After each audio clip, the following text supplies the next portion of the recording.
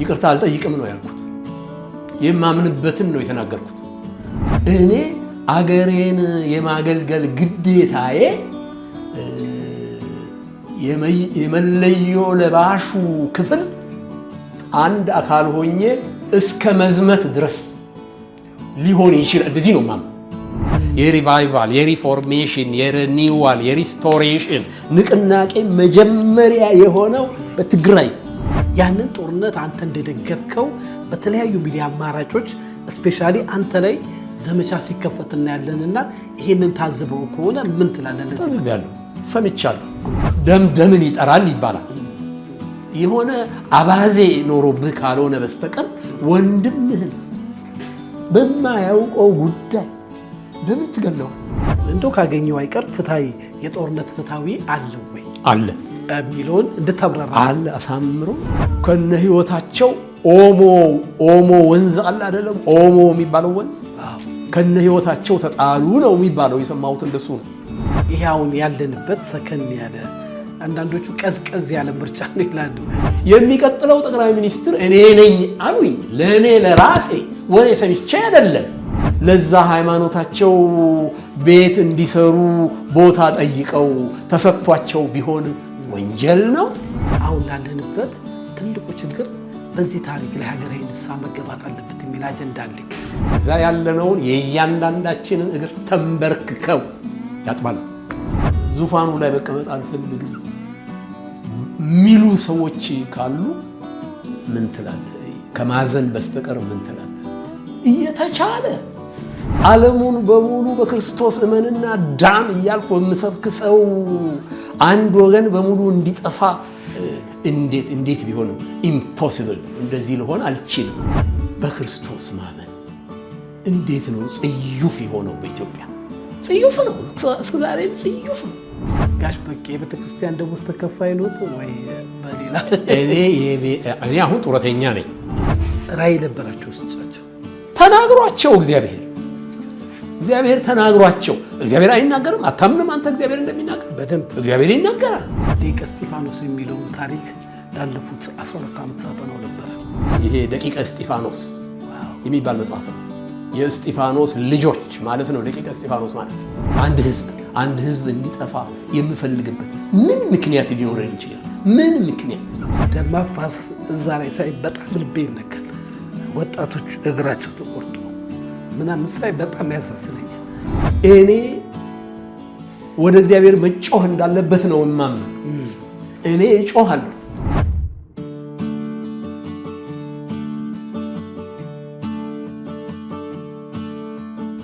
ሰላም ጤና ይስጥልኝ ውድ የሀሌታ ሚዲያ አድማጭ ተመልካቾቻችን፣ ሰላምና ፍቅርን ተመኘው ተሾመ ሽፈራው ነኝ። ሀሌታ ሚዲያ ለእናንተ ይጠቅማሉ የምንላቸውን ሀሳብ የምናቀርብበት ሰዓት ነው። ዛሬ እንግዲህ እጅግ ማከብራቸው የምወዳቸውን ፓስተር ጋሽ በቀለ ወልደ ኪዳንን ስቱዲዮ በጠዋት ጋብዣቸዋለሁ። በተጣበበ ጊዜ በጣም አጭር በሆነ ጊዜ በፍጹም ፈቃደኝነት ቢሮአችን ተገኝተዋል።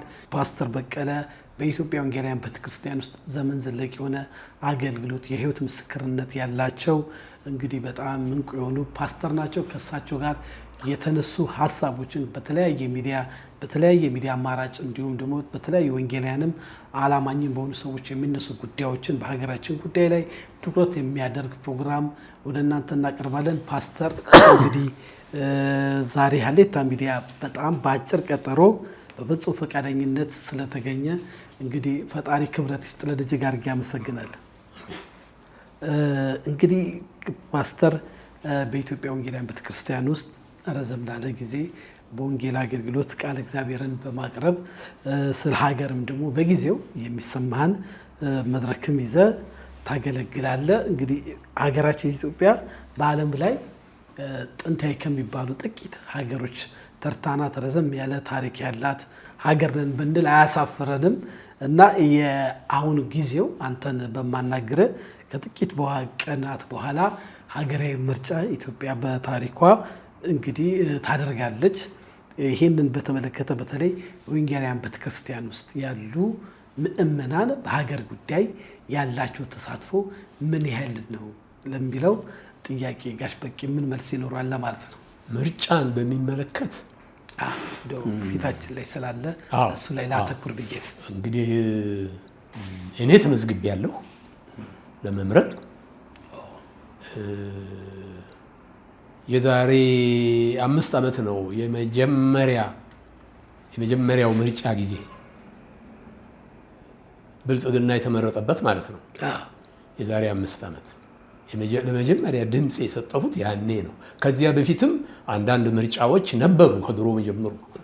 በኃይለ ሥላሴም ዘመን እንኳን ምርጫ የነበረበት ሁኔታ ነበረ። እኔ ምርጫ አላውቅም፣ በሁሉም ምርጫ አላውቅም። ለይስሙላ የሚደረጉ እንጂ ከልብ የሚደረጉ እንዳይደሉ ነበረ የሚገባኝ። ለመጀመሪያ ጊዜ የመረጥኩት የዛሬ 2013 አይደለም 2013 ያን ጊዜ ነው የመረጥኩት። እና የመረጥኩት መንግስት አለ፣ አሁን ስልጣን ላይ አለ። አሁን ለሁለተኛ ጊዜ 7ኛው ምርጫ ለሁለተኛ ጊዜ እንግዲህ መሆኑ ነው። አሁን የምመርጠውን አውቃለሁ። አሁንም ሰኞ ዕለት በጠዋት ሄጄ ድምፄን እሰጣለሁ። ምርጫ ካርድ በጊዜ ወስዳል? አዎ፣ በተሰጠው ቀነ ገደብ ማለት ነው። አዎ፣ ተመዝግቤ በደንብ። መልካም። እንግዲህ እንዳልከው ኢትዮጵያ ውስጥ የተለያዩ ምርጫዎች ተደርገዋል። እንደኛ ሀገር ምርጫ እንደ አዲስ ትሬንድ ነው። ፖለቲካው የዛሬ 5 ዓመት የነበረው አሁን ደግሞ እየተለዋወጠ የመጣበት ሁኔታ ብዙ አለ። ሀገራችን ያው እንደሚታወቀው በብዙ መከራ ታልፋለች፣ በብዙም የእድገት ማዕበል ውስጥም ታልፋለች እና እንደው አንድ ወንጌላዊ አንዳንድ ክርስቲያኖች ወይም ደግሞ አንዳንድ ሰው ምርጫን ይሄ ዋጋ እንደሌለው ከበኋላ ደግሞ ያልመረጥነው መንግስት ይላሉ ካርድ ወስደው በምርጫቸው መቅጣትም መምረጥ መብታቸው ነው ሳለ እንግዲህ የሚመርጠውን በልብ ያውቃለሁ ብለሃል አንተና እንደው ክርስቲያን ውስጥ ያሉ ክርስቲያኖች ለምርጫ ምን ያህል ትኩረት ማድረግ አለባቸው? ጋሽ በቄ ማለትም ይሄ ድምጻቸው ምን ያህል ዋጋ እንዳለው ለማስረዳት ነው። እኔ በጣም ትልቅ እድል ይመስለኛል ስልጣን ላይ የሚሆነውን መዝገብ ወንበሩን የሚይዘውን መንግስት በድምጻችን የመምረጥ ያለ መምረጥ መብት በእኛ እጅ መሆኑ ብዙ ዋጋ የተከፈለበት በኢትዮጵያ እንዲህ ያለ ነገር ቢኖር ተብሎ እንደው አሁን ሩቅ ሳንሄድ ኢህአዴግ እና ቅንጅት የተወዳደሩበት እነ ልደቱ እነ ዶክተር ብርሃኑ ያስታውስ። ብዙ ህይወት ተከፍሎበታል። ያን ጊዜ ምርጫው ቅዳሜ ዕለት ሰላማዊ ሰልፍ ነበረ። ቅዳሜ ይመስለኛል ቀኑ፣ ልሳሳት እችላለሁ፣ የሽማግሌ ሜሞሪ ስለሆነ ቅዳሜ ኢህአዴግ ሰልፍ ጠራ፣ ሰላማዊ ሰልፍ ጠራ። ግልብጥ ብሎ ብዙ ሰው ወጣ እና ብዙ ሰው ሰልፉን አይቶ ብዙ ሰው ስለነበረ የወጣው ቅንጅት ተስፋም የለውም ብሎ አሰበ በውስጡ። ይሄንን መገልበጥ አይችልም ቅንጅት ኦልሬዲ በቃ የህዝቡ ድምፅ ታውቋል እስከ ማለት ድረስ ደረሰ። እውነት ነው፣ ብዙ ህዝብ ነበር የወጣው፣ በጣም ብዙ ህዝብ ነበር የወጣው። እሁድ ደግሞ ቅንጅት የጠራው ሰልፍ ነበረ። የትናንትናውን አፈርድሜ የሚያበላ ህዝብ ነው የወጣው፣ ብዛቱ ማለት ነው። አፈርድሜ የሚያበላው ሰልፍ ብዛቱ በጣም ብዙ ህዝብ። ይሄኛው ደግሞ የኛው ህዝብ ደግሞ ከየት መጣ ትናንትና የት ነበረ እስክንል ድረስ ማለት ነው። እና ገባው ኢህአዴግ ገባው እንደማይመረጥ ገባው። ቅንጅትን ደግፎ የወጣው ህዝብ በጣም ኦቨርዌልሚንግ ማጆሪቲ ስለነበረ ምርጫው ከሱ እጅ እንደወጣ ገባው እና ያን ዕለት ማታውኑ የሆኑ ነገሮች ማድረግ ጀመረ ማለት ነው እሱ። እና የታሰሩ ሰዎች አሉ፣ የህይወት መስዋዕትነትም የከፈሉ ሰዎች አሉ። የህዝቡ ምርጫ ጸና፣ እውነት ነው፣ ግን ብዙ ዋጋ ተከፍሎበት በስልጣን ላይ ያለው መንግስት በስልጣን ላይ ቆየ። ከዚያ በኋላ ቆየ እና እንደዚህ ሁሉ ሆኖ አይተን እናውቃለን። ይሄኛው በጣም የተለየ ነው። አሁን ያለውን የሚካሄደውን የምርጫ ፉክክር እናያለን፣ በቴሌቪዥንም እናያለን። አሁን ደግሞ በአደባባይም ደግሞ እነዚህ ባለፉት 2-3 ቀናት በአደባባይ ወጥቶ ሰው እንደፈለገው ይናገራል። እንደዚህ ያለ እድል አልነበረም፣ በኢትዮጵያ አልነበረም። ይሄ ዝም ብሎ የመጣ እድል አይደለም። ብዙ ሰዎች ዋጋ ከፍለውበት፣ የህይወት ዋጋ፣ የህይወት መስዋዕትነት ከፍለውበት የመጣ ነው። የዛሬ 5 ዓመት የነበረው ምርጫ ሰላማዊ ነበረ። እኔ ተሳትፌበታለሁ በሱ። አሁን ደግሞ ከ5 ዓመት በኋላ የመጣው የዘንድሮው ምርጫ አሁን ከነጎዲያ የምናደርገው በጣም ሰላማዊ ነው። እንደዚህ ያለ እድል የዛሬ 5 ዓመት ብቻ ነው የነበረን። አሁን ለሁለተኛ ጊዜ ደግሞ ይኸው መጣ። በዚህ እድል አለመጠቀም እኔ ሞኝነት ነው፣ ጅልነት ነው። ኢንፋክት እግዚአብሔር በእጁ የሰጠውን እድል አለማስተዋል ነው። እጠቀምበታለሁ፣ እግዚአብሔር ይመስገን ለዚህ ያበቃኝ አለማለት ነው። ምስጋና ቢስነት ነው፣ ውለታ ቢስነት ነው ብዬ ነው የማስበው። መልካም ፓስተር ትዝ ሲለን እንግዲህ የቅንጅት የነበረው ጊዜ ትዝ ይለኛል። የቀድሞ በህይወት የሌሉት ጠቅላይ ሚኒስትር መለስ ዜናዊ ህዝቡን ወጥተው ያለ ምንም ድምፅ ማጭበርበር እንደምናሸንፍ ብለው ነው እንግዲህ የህዝቡ ፍላጎት እና ከዛ በኋላ ግን የምርጫ ባህላችን እየተለወጠ በእርግጥ እንዳልከው ከ5 ዓመት በኋላ ግን የሰከነ የምርጫ ሂደት ውስጥ እየገባን ነው። ሌላው ዓለም የምንመኘው ማለት ነው። ምርጫ በመጣ ቁጥር ወጣቱ መሰቃየት፣ መገደል፣ መሞት የለበትም። የሰለጠነ የፖለቲካ ሂደት ውስጥ እየገባን ነው። እንግዲህ አሁን በአሁኑ ምርጫ ደግሞ እንዳልከው በቴሌቪዥን በተለያየ ሚዲያ አማራጭ እንግዲህ ምርጫ ቦርድ የሚመሩት ሲናገሩ እንግዲህ በጣም ብዙ ሚሊዮን ህዝብ የተመዘገበበት ረጅም የአየር ሰዓት 54 ሚሊዮን ሲባል ሰምቻለሁ። ትናንትና ማታ 54 ሚሊዮን የተመዘገበው ሰው ድምፅ ለመስጠት በዛ ላይ ደግሞ ብዙ የሚዲያ አማራጭ የአደባባይ ቅስቀሳ ጀምሮ በቴሌቪዥን ሁሉም የራሳቸውን ዲቤት አቅርበዋል። እንግዲህ ይሄ ነው ወደ ሰለጠነ ፖለቲካ መግባት እንጂ ምርጫ መጣ ተብሎ እስር ቤትን ማስፋት፣ መግደል፣ መሳደድ የለምና ይሄ እንግዲህ አለመገዳደሉ አለመሞቱ ፈጣሪ ያስቀረልንን ተመስገን እያለን ወደ ምርጫችን መሄዳችን ተገቢ ነው። 54 ሚሊዮን ማለት ለመምረጥ የተመዘገበ ሰው ማለት ቀላል ቁጥር እንዳይመስል። አሁን በእድሜያቸው ከ60 በታች የሆኑትን መምረጥ እድሜ ላይ ያልደረሱትን 10 ምናምን ላይ 15 16 18 መሰለኝ አይደለም መምረጫው እድሜ። ከዛ በታች ያሉትን ብትደምር 54 ሚሊዮን ውስጥ አላውቅም ምን ያህል እንደሚሆኑ በጣም ብዙ ነው የሚሆኑ። በጣም ብዙ እና በጣም ብዙ ሰው መምረጥ ፈልጓል ማለት ነው፣ ተመዝግቧል ማለት ነው። በጣም ቆንጆ ነው እንደሱ ማድረጉ ሰው። ስለዚህ ይሄ ወርቃማ እድል ነው። ወርቃማ እድላችንን በአግባቡ እንጠቀም እያልከን ነው። አዎ መልካም። እንግዲህ የምርጫ ካርድ የወሰዳችሁ ኢትዮጵያኖች በድምጻችሁ የምትፈልጉትን መንግስት መምረጥ ትችላላችሁ። ድምጻችሁን በአግባብ ተጠቀሙ ነው የምንለው። ኤግዛክትሊ። መልካም ጋሽ በቂ እንግዲህ ያው እንግዲህ ስለ ሀገር አንተ ከመጣ እንደ አንድ አባት ረዘም ላለ ዘመን በቤተክርስቲያን እንደማገልገለ አንዳንድ ደም መፋሰሶች እናያለን። በተለያየ ሚዲያ መፈናቀል፣ የሰዎች ደም መፋሰስ እናያለን። ያንን ደግሞ የፖለቲካ ትርፍ አድርገው አንዳንዶቹ ፖለቲከኞች የሽግግር መንግስት መምጣት አለበት፣ ሀገራዊ ምክክር ኮሚሽኑን ደግሞ ወይ አይሳተፉ በማቃለል ብዙ እድሎችንም የሚገፉ የፖለቲካ ፓርቲዎች አሉ። አብዛኞቹ ተቀማጭነታቸው ኢትዮጵያ ውስጥ አይደለም፣ ከሀገር ውጭ ናቸው። የብዙ ሀገር ቅጥረኞችም እንደሆኑ የተለያዩ ሚዲያዎች ይዘግባሉ። ይሁንና ግን ገፈት ቀማሽ የሆነው ህዝባችን በተለይ አሁን ቅድም ስናወራ ሰላማዊ ምርጫ በነፃነት ቅስቀሳ የተደረገበት ወደ ሰለጠነ ፖለቲካ እንደተገባው ነው። በአንዳንድ ክልሎች ግን አሁንም ሰዎች ህይወታቸው ባልተገባ መልኩ የወንድማማቾች ደም መፋሰስን እናያለን። ይህንን እንደ አንድ አባት እንደ አንድ የወንጌል ሰባኪ እንደው ስታይ ምን ይሰማል ጋሽ በቄ?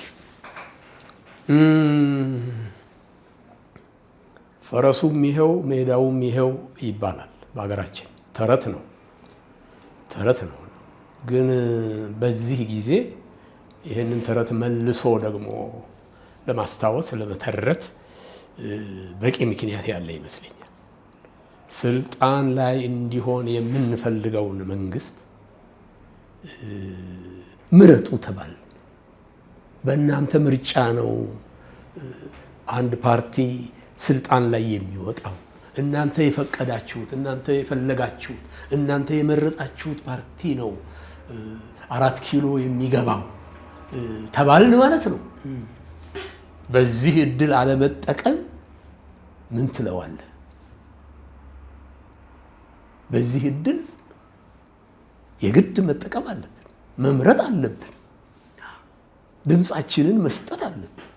እንትኑ ያለን ካፈሙዝ ወተን ወደ በሳጥን በድምፃችን ነው መምረጥ ያለብን እንጂ አሁን እንደምታየው ግን ከፍተኛ በአንዳንድ ቦታዎች ስቲል ነው ሰዎች ይገዳደላሉ። በሆነ ጽንፍ ውስጥ ሆነው እንደ አንድ አባት ይሄንን ስታይ ምን ይሰማል?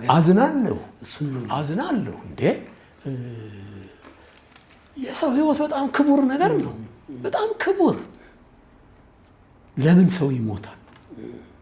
አሁን እኛ እድሉ ተሰጠን። እርግጥ አንዳንድ አካባቢ አሁን ምርጫ ቦርድም መግለጫ ሲሰጥ ምናምን ሰምቻለሁ። ሁሉም ክልሎች ጋር እንትኑ አለ፣ እድሉን ለመጠቀም ሁኔታው ምቹ ሁኔታ አለ። ግን አንዳንድ ቦታዎች አሁንም አሉ ይመስለኛል የማይቻልባቸው፣ ከጸጥታ ሁኔታ የተነሳ የማይቻልባቸው አንዳንድ አካባቢዎች ውስጥ ያሉ ይመስለኛል። የሚያሳዝን ነገር ነው። ምን ታደርጋለህ? የሚያሳዝን ነገር ነው። እንደዚህ ሁኔታ ተፈቅዶ እያለ የፈለግነውን መምረጥ ስንችል 4 ኪሎ ያለውን ቤተ መንግስት እኛ ለመረጥነው አካል መስጠት ስንችል ሰው ሳልገል አልገባም፣ ሰው ሳልገል የሰው ደም ሳላፈስ ዙፋኑ ላይ መቀመጥ አልፈልግም ሚሉ ሰዎች ካሉ ምን ትላለህ? ከማዘን በስተቀር ምን ትላለህ? እየተቻለ ድሮ እንኳን ይሄ እንትኑ ቢኖር ከባድ የሆነው ፉክክር ሰው ጫካ የሚገባበት በሌላ ወንድሙ ላይ የሚተኩስበት አይነት ሁኔታ ቢኖር ስለማይቻል ነበረ እንላለን። ስለማይቻል ነው፣ በሩ ስላልተከፈተልን ነው፣ ነፃነት ስላልተሰጠን ነው፣ በዚህ ምክንያት ነው ጫካ የገባ ነው፣ መሳሪያ ያነሳ ነው ይባል ነበረ ይሆናል። አሁን ግን እንደዚያ ለማለት ምን ምክንያት አለ? ይሄው ክፍት ነው ተደራጅቶ መስፈርቱን አሁን የምርጫ ቦርድ ያስቀመጠውን መስፈርት አሟልቶ በድምፅ ስልጣን ላይ እንዲቀመጥ የሚፈልገውን በድምፅ መለየት መወሰን ይቻላል። የሚያሳዝን ነው ይሄ እየተቻለ ያኛው መንገድ መመረጡ፣ የግዱ መንገድ የእልሁ መንገድ መመረጡ የሚያሳዝን ነው። ከማዘን በስተቀር ሌላ ምን ትላለህ? ይቻላል። በቃ ሪኳየርመንቶች አሉ ለመመዝገብ ምናምን እንደ ፓርቲ ለመደራጀት ምናምን የሚጠየቁ ነገሮች አሉ። እነሱን አሟልተህ ደግሞ ቀላል ነገሮች ናቸው፣ ይህን ያህል ከባዶች አይደሉም። እሱም ላይ ክርክር እንደነበረ አውቃለሁ።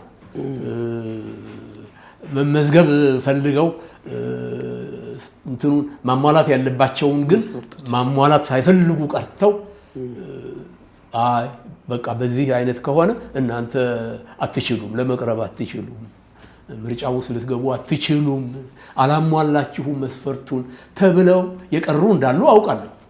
ግን አይ ቲንክ በዛም የተፈጠረውን ጉድለት ለማካካስ ሌላ ፓርቲ አደራጅተው ምናምን የቀሩት ሰዎች ደግሞ አንዳንድ ሙከራ እንደሚያደርጉም ሰምቻለሁ። ጥሩ ነው። በሙሉ ከሚቀር የአንድ ህዝብ ድምፅ ሳይሰማ ዝም ተብሎ ከሚቀር እንደዚህ አድርገው ደግሞ እነዛኞቹ እንደዚህ እናድርግና እኛ እናሟላ እና ካክስ የጎደለውን ነገር ብለው የተነሱ ሰዎች እንዳሉ ሰምቻለሁ። እኔ ጥሩ ነው የምለው። እንደዚህ ማድረጋቸው በጣም ቆንጆ ነገር ነው የምለው። መልካም ጋሽ በቂ እንግዲህ አንተ በኢትዮጵያ ታሪክ ውስጥ ረዘም ላለ ጊዜ እንደማገልገል የተለያዩ መንግስታቶችም ደግሞ እንደማየት በተለይ በወንድሞች ደም መፋሰስ መንበረ ስልጣን የሚቆጣጠሩ ሰዎች ከሆነ ጊዜ በኋላ ግማሾቹ በመሸሽ ግማሾቹ በእግዚአብሔር ሞት በመሞት በመንበሩ የሉም። ኢትዮጵያ ግን እየቀጠለች ነውና እንደው ይሄውን ያለንበት ሰከን ያለ አንዳንዶቹ ቀዝቀዝ ያለ ምርጫ ነው ይላሉ። የለመድነው ምርጫ ትዝ ሲለኝ የቅንጅት በቃ በሁለት ግሩፕ አዲስም ባህል ነው። ብዙ ንትርኮች፣ ብዙ ውይይቶች፣ ብዙ እስሮች እና ብዙ ግድያዎችም ያየንባቸው ስለነበረ እንደው እነዚህ መንግስታቶች እንደው ማነጻጸር ባንችልም እንደው እንዴት ልገጻቸው ትችላለህ? ከኃይለ ሥላሴ ጀምሮ አሁን እስካለው የለውጥ መንግስት ድረስ ያለውን ሁኔታ በዚህ በአይኑ ብረትም አይታል ታዝባልና እንደው በወፍ በረር ትንሽ ብትለንጋሽ በቂ። እኔ እንግዲህ ጣሊያን ኢትዮጵያን ይዞ ለ5 ዓመታት ቆይቶ ከለቀቀ በኋላ ያለውን ዘመን በሙሉ አውቃለሁ። ልጅም ሆኜ እኔ 34 ዓመተ ምህረት ነው የተወለድኩት። ጣሊያን በወጣ በአመቱ ነው የተወለድኩት እና እንደ ልጅ ጀምሬ 37 38 ትምህርት ጀምሬ ምናምን ከዛ በኋላ ያለውን ሁሉ አውቃለሁ። የጃንሆይን መንግስት አውቃለሁ። ለ30 ምናምን ዓመታት አውቃለሁ። 67 ዓመተ ምህረት መስከረም 2 ቀን ከመንበረ ስልጣናቸው ላይ እንዲወርዱ እስከተገደዱበት ጊዜ ድረስ ያለውን አውቃለሁ። ከሳቸው በኋላ ደግሞ የመጣውን የደርግን መንግስት አውቃለሁ። በዛ ዘመን የነበረውን ትግል፣ የነበረውን ፍልሚያ፣ የነበረውን መሳደድ እርስ በርስ ምናምን አውቃለሁ። ያን ጊዜ በነበረው ትግል ውስጥ እኔም ታናሽ ወንድሜን አጥቻለሁ። ኢህአፓ ነበረ። ከነ ህይወታቸው ኦሞ ወንዝ አለ አይደለም? ኦሞ የሚባለው ወንዝ ከነ ህይወታቸው ተጣሉ ነው የሚባለው። የሰማሁት እንደሱ ነው። በ69 በ70 ዓመተ ምህረት ከነ ህይወታቸው ተጣሉ። የኔ ወንድም ሶስተኛ ታናሽ ሕክምና ፋክልቲ ነበረ አዲስ አበባ ዩኒቨርሲቲ። ኦልሞስት ሊመረቅ ጫፍ ላይ ነበረ። ጨርሶ የሚፈለግ ሪኳየርመንቱን ሁሉ አሟልቶ ኦልሞስት ሊመረቅ ጫፍ እንደደረሰ ይሄ እንትኑ ዘመቻ መጣ። ተማሪዎች የዘመቱበት አለ አይደለም? ዘመቻ እድገት በህብረት ዘመቻ መጣ። ለመሄድ አልፈለገም ነበረ እሱ። ለምን እንሄዳለን? እኛ ሄደን እስክንመጣ መምህሮቻችን አይቆዩንም፣ ከውጭ ሀገር የመጡ ናቸው፣ ጥለው ይሄዳሉ እና በቃ ከዛ በኋላ እንዴት እንማራለን? እነዚህ በጣም የምንወዳቸው ጥሩ አድርገው የሚያስተምሩን ሰዎች ከሄዱ በኋላ ምናምን ብሎ በጣም ያዝን ነበር። ምን ልታደርግ ትችላለህ? በአገር የመጣ ጉዳይ ነው። አንተ ብቻህን አሁን ይሄንን ተቃውመህ ምንም ለውጥ ልታመጣ አትችልም። ሄድና ዝመትና የአገር ልጆች እንደሆኑ ትሆናለህ። ስትመለስ ከሌላው ጋር አብረህ የቀረህን ኮርሶች ወስደህ ትመረቃለህ። እንደሱ ነው ያልኩት። እንደዚህ አድርጌ ነው። ግን የመንፈስ ስራ ነበር። አሁን ሰው አይገባም። አሁን እንደዚህ ስል ብዙ ሰው የምን መንፈስ እዚህ ውስጥ ምናምን ይላል። የኔ ወንድም ነው፣ አውቀዋለሁ። በጣም ጭምት ልጅ ነው እንዳልኩ።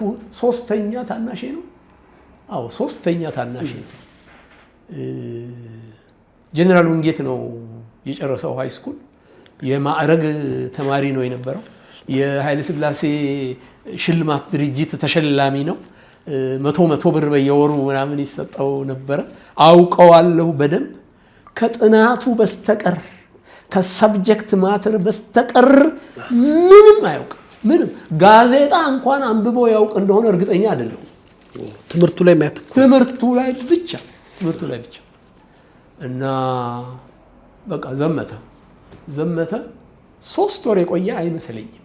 የዘመተበት ቦታ ወደ ሰሜን ሸዋ ነው የዘመተው። 3 ወር ሳይሞላው ይመስለኛል ኢቫኩዌት አድርገው ካምፑን ኢቫኩዌት አድርገው ወጡ ማለት ነው። እሱ የዘመተበት የዘመቻ ጣቢያ ጥለው ወጡ። ከዛ በኋላ በየቦታው እየተዘዋወሩ ሌሎችም እንዲወጡ ሌሎችም ዘመቻውን እንዲቀላቀሉ ከዘመቻው እንዲወጡና ይሄንን አብዮቱን እንቅስቃሴ እንዲቀላቀሉ ምናምን ከሚቀሰቀሱት አንዱ ሆነ ማለት ነው። የኔ ወንድም አንዱ ሆነ። ይኸውልህ ምንም የማያውቅ ልጅ ነው። ኦነስትሊ እዛ አገኙት ማለት ነው። እዛ ተገኘ። በቃ የሆነ መንፈስ ገባበት። እንደሱ ብሎ ነው ይሻላል። መንፈስ ማለት እንችላለን። መንፈስ እንደሱ ነው እኔ የምለው። ለምን እኛ ቤት ከዛ በፊት ሌላ እንደዚህ አይነት ነገር የለም፣ ጨርሶ የለም። ስለ ፖለቲካ ምን ሰላማዊ ቤተሰብ በቃ ሰላማዊ ቤተሰብ ምንም አብዶ ነው የምለው እንጂ ሰው በጤናው እንደዛ የሚሆን አይመስልም። በቃ ትጥቅ ትግል ውስጥ ገባ። በአገሩ ሁሉ በየክልሉ ሁሉ እየዞረ በቃ ዘመቻ የሄዱትን ዘመቻ ጣቢያ ላይ ያሉትን ሌሎቹን ዘማቾች የሚያስኮበልል ከዘመቻ የሚያስኮበልል ለመንግስት ተቃውሞ የሚያነሳሳ ምናምን ሆነ በቃ እና ሞተ። ምን ልታደርገው ትችላለህ? ሞተ በቃ ተያዘ ማለት ነው። አዎ ተያዘ። ከዛ የያዟቸውን ወደ ገደል ወደ ወንዝ ውስጥ ተኩስ ተደረገ ይመስለኛል። የተኩስ ልውውጥ እንደነበረ ሰምቻለሁ። በተኩሱ ላይ ብዙዎቹ ሞቱ፣ አንዳንዶች ደግሞ ተያዙ። ከተያዙት መካከል እንግዲህ የባሱትን ይመስለኛል ሊሻሻሉ የማይችሉትን ተስፋ የተቆረጠባቸው ይመስለኛል እንደሰማሁት ኦሞ ወንዝ ፏፏቴው ላይ ገደሉ ላይ ጣሏቸው ነው የሰማሁት። ወደ ታች ወደ ገደሉ ወደ ፏፏቴው ገደሉ ውስጥ ጣሏቸው። ሞተ። ሬሳቸውም አልተገኘም አይመስለኝም። ማን ይፈልጋል ሬሳስ? ማን ይፈልጋል? ማን ሬሳ ፍለጋ ይወጣል? የዚህን ያህል ጭካኔ የነበረበት ዘመን ነበር ማለት ነው። አዎ ብዙ ሰው እኮ ነው ያለቀው። ወጣቶች በተለይ ኢህአፓ የሆኑ መኢሶን የሆኑ ሌላውም ጋር የሆኑ ብዙ ሰው እኮ ብዙ ልጆች እኮ ነው ያጣ ነው። አንድ አባት በዚህ በኢትዮጵያ ታሪክ ላይ ሳወያይ በጊዜው ደግሞ ኢትዮጵያ በብዙ አቅጣጫ በጦርነት ተወጥራ ነበር እና አንዱ የከተማ ጦርነት ኢህአፓ ነጭ ሽብር ቀይ ሽብር የሚለው መፋፋም በሁለቱም ወገን የትምህርት ቤት ዳይሬክተሮች ሳይቀሩ ባለስልጣናቶቹ ደግሞ ወጣቶቹ ያጠቋቸውና ከፍተኛ የደም መፋሰስ እንደነበረ በታሪክም ጸሐፊዎችም ይዘግባሉና ያንንም አንተ በጊዜው ባይነህ አይቻለሁ። በራሴ ህይወት ማለት ይችላል። በራሴ ህይወት አይቻለሁ።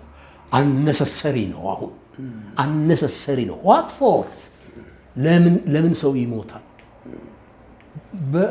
በካርድ ልትወስን ስትችል መምረጥ ስትችል ሌሎች ደግሞ ብዙ መንግስት አካላት አሉ።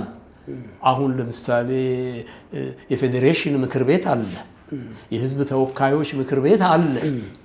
ይሄንኑ ስራ ነው የሚሰሩት። ምንድነው የሚባለው? አሁን የምክክር ኮሚሽን የምንለው አለ። ፕሮፌሰር መስፍን አራያ የሚመሩት እሱ አለ።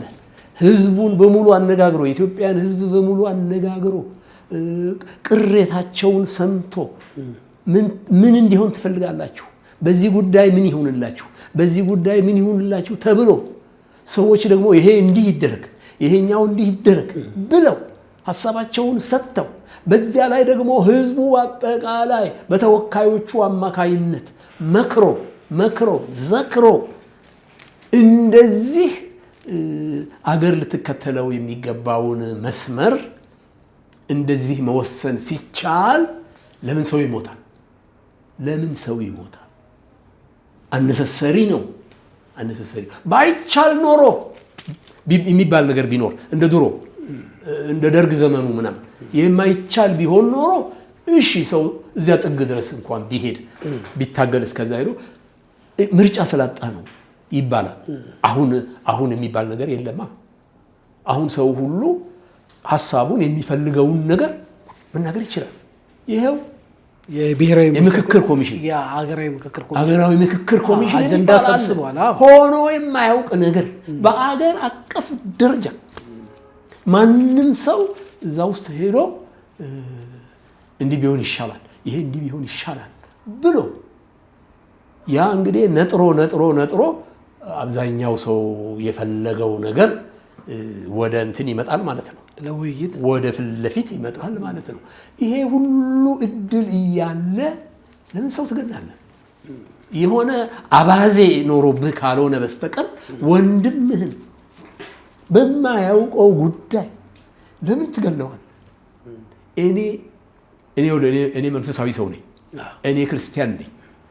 በዚህች ምድር ላይ በዚህ ዓለም ላይ እግዚአብሔር ብቻ እግዚአብሔር አለ፣ እውነት ነው። እግዚአብሔር አለ፣ ስልጣን አለው፣ የሚወደውን ያደርጋል፣ ምንም ጥያቄ የለውም። ግን ሰይጣንም እንዳለ አምናለሁ።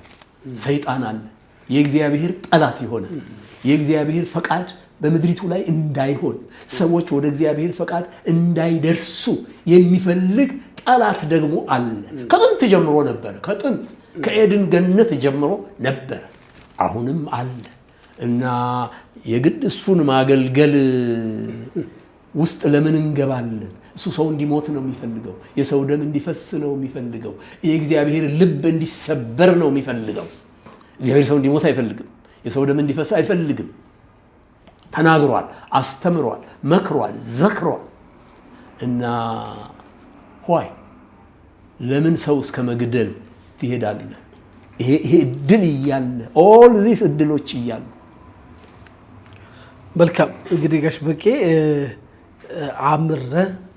አምረ መነጋገር በካርድ በድምፅ በብዙ አማራጮች ሀሳባችንን መግለጽ እየቻለን ወደ ሰለጠንም ፖለቲካም መግባት እየቻለን መገዳደል ሞት ይቁም እያልክ ድምፅ እያሰማን ነው።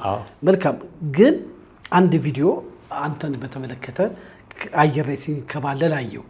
በተለይ ለማጥራት ነው ከትልቅ ይቅርታ ጋር በዚህ በህግ ማስከበር ወቅት ስለነበረው መንግስት ሀገራዊ ጥሪ አድርጎ ካህኑም፣ ፓስተሩም፣ ስፖርተኛውም፣ አዝማሪውም ሁሉም ለሀገሩ በሚዋደቅበት ወቅት አንድ መልእክት ስለ ፍትሃዊ ጦርነት ተናግራል እና እንደው ካገኘው አይቀር የጦርነት ፍትሃዊ አለ ወይ አለ የሚለውን እንድታብራራ አለ። አሳምሮ አለ። ጃስት ዋር የሚባል አለ። አንጃስት የሚባል ዋር ደግሞ አለ። ፍትሃዊ ያልሆነ ግፋዊ የሆነ ጦርነት አለ። ፍትሃዊ ደግሞ አለ።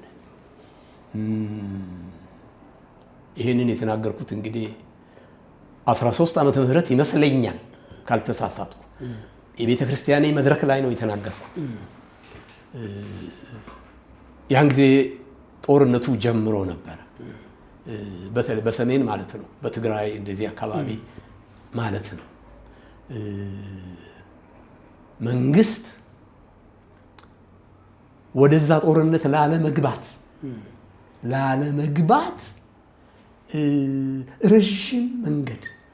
ረዥም መንገድ ተጉዞ ነበር።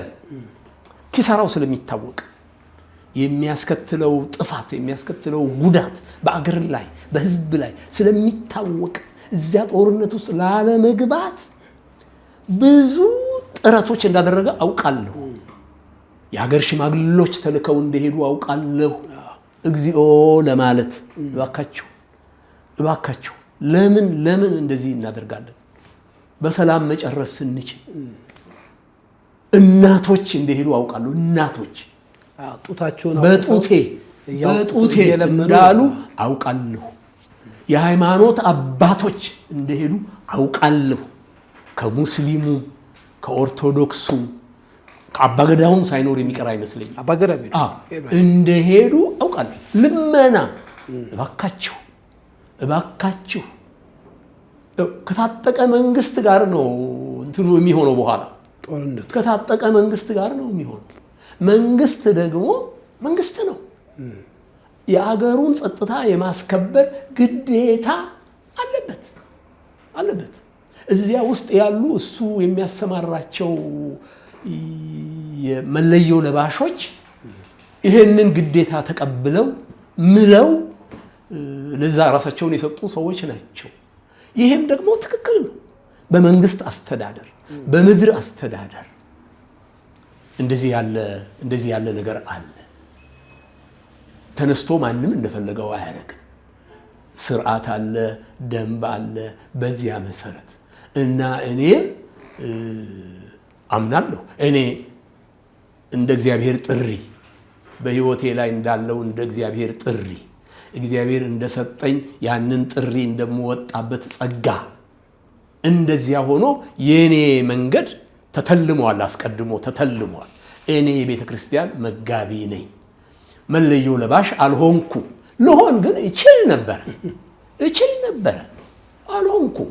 ፎርቹኔትሊ ኦር አንፎርቹኔትሊ መለዮ ለባሽ አልሆንኩም።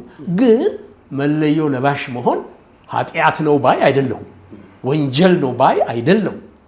ሰው ሁሉ ዜጋ ሁሉ አገሩን ማገልገል አለበት እግዚአብሔር በሚያሰማራው ስምሪት።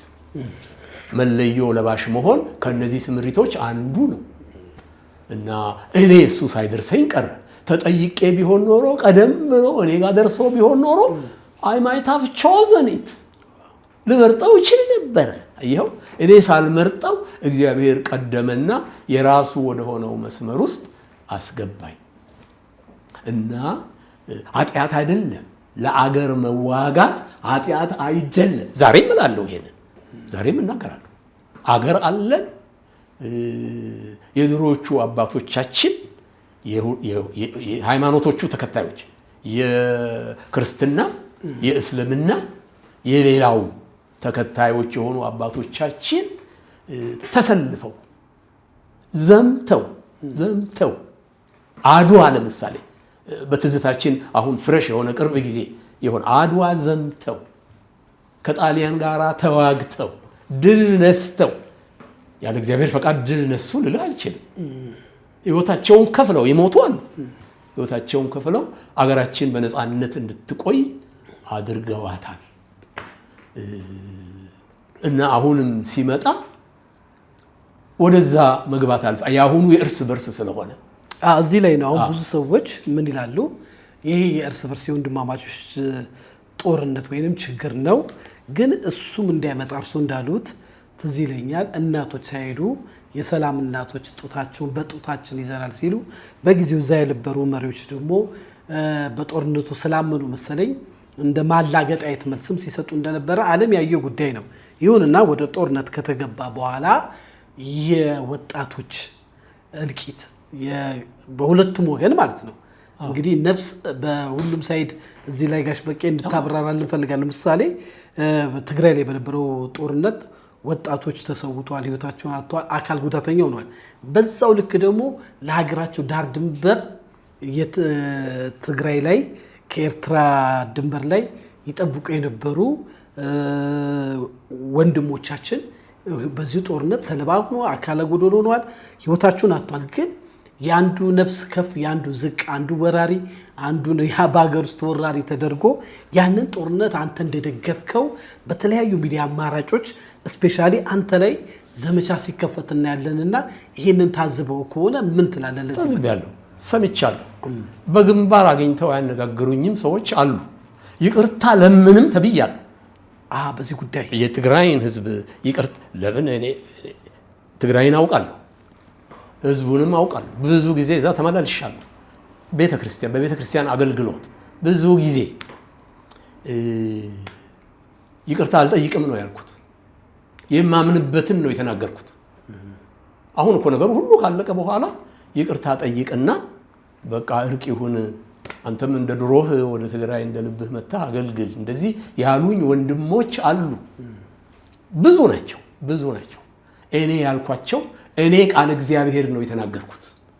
በቤተ ክርስቲያን መድረክ ላይ ቆሜ ቃል እግዚአብሔር መጽሐፍ ቅዱስ ከፍቼ ጥቅስ ከዛ አንብቤ እሱን ነው ያብራራሁት። ቃለ እግዚአብሔር በተናገርኩ ይቅርታ አለምን። ቃለ እግዚአብሔሩ ስህተት ነው ልል ነው? ስህተት አይደለማ ቃለ እግዚአብሔሩ። ስለዚህ ይቅርታ አልጠይቅም። እርግጥ ነው አዝናለሁ፣ በጣም አዝናለሁ። ያ ጦርነት አነሰሰሪ ነበረ። ቶታሊ አነሰሰሪ ነበረ።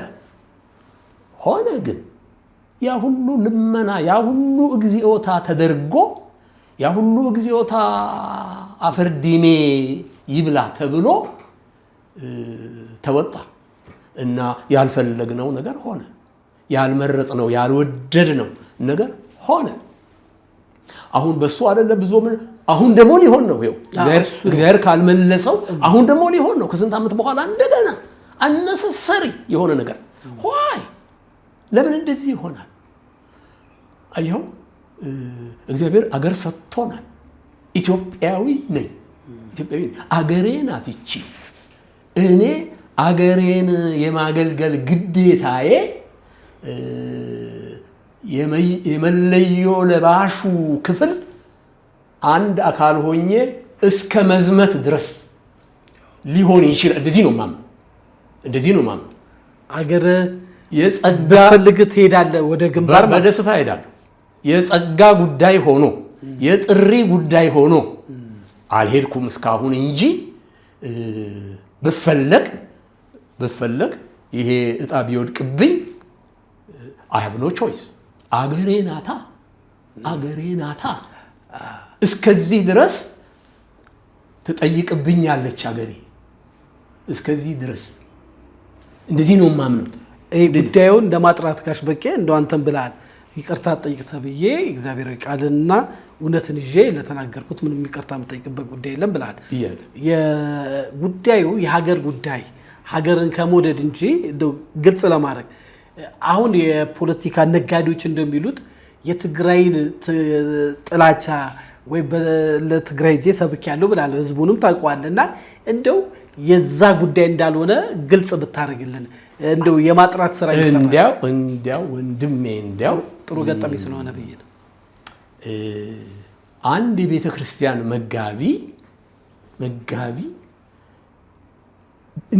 እንዴት ቢሆን ነው የአንድ ህዝብ የአንድ የሆነ ወገን ምናምን ጠላት አጥፊ ሆኖ ሊቆም የሚችለው? እንዴት ቢሆን ነው?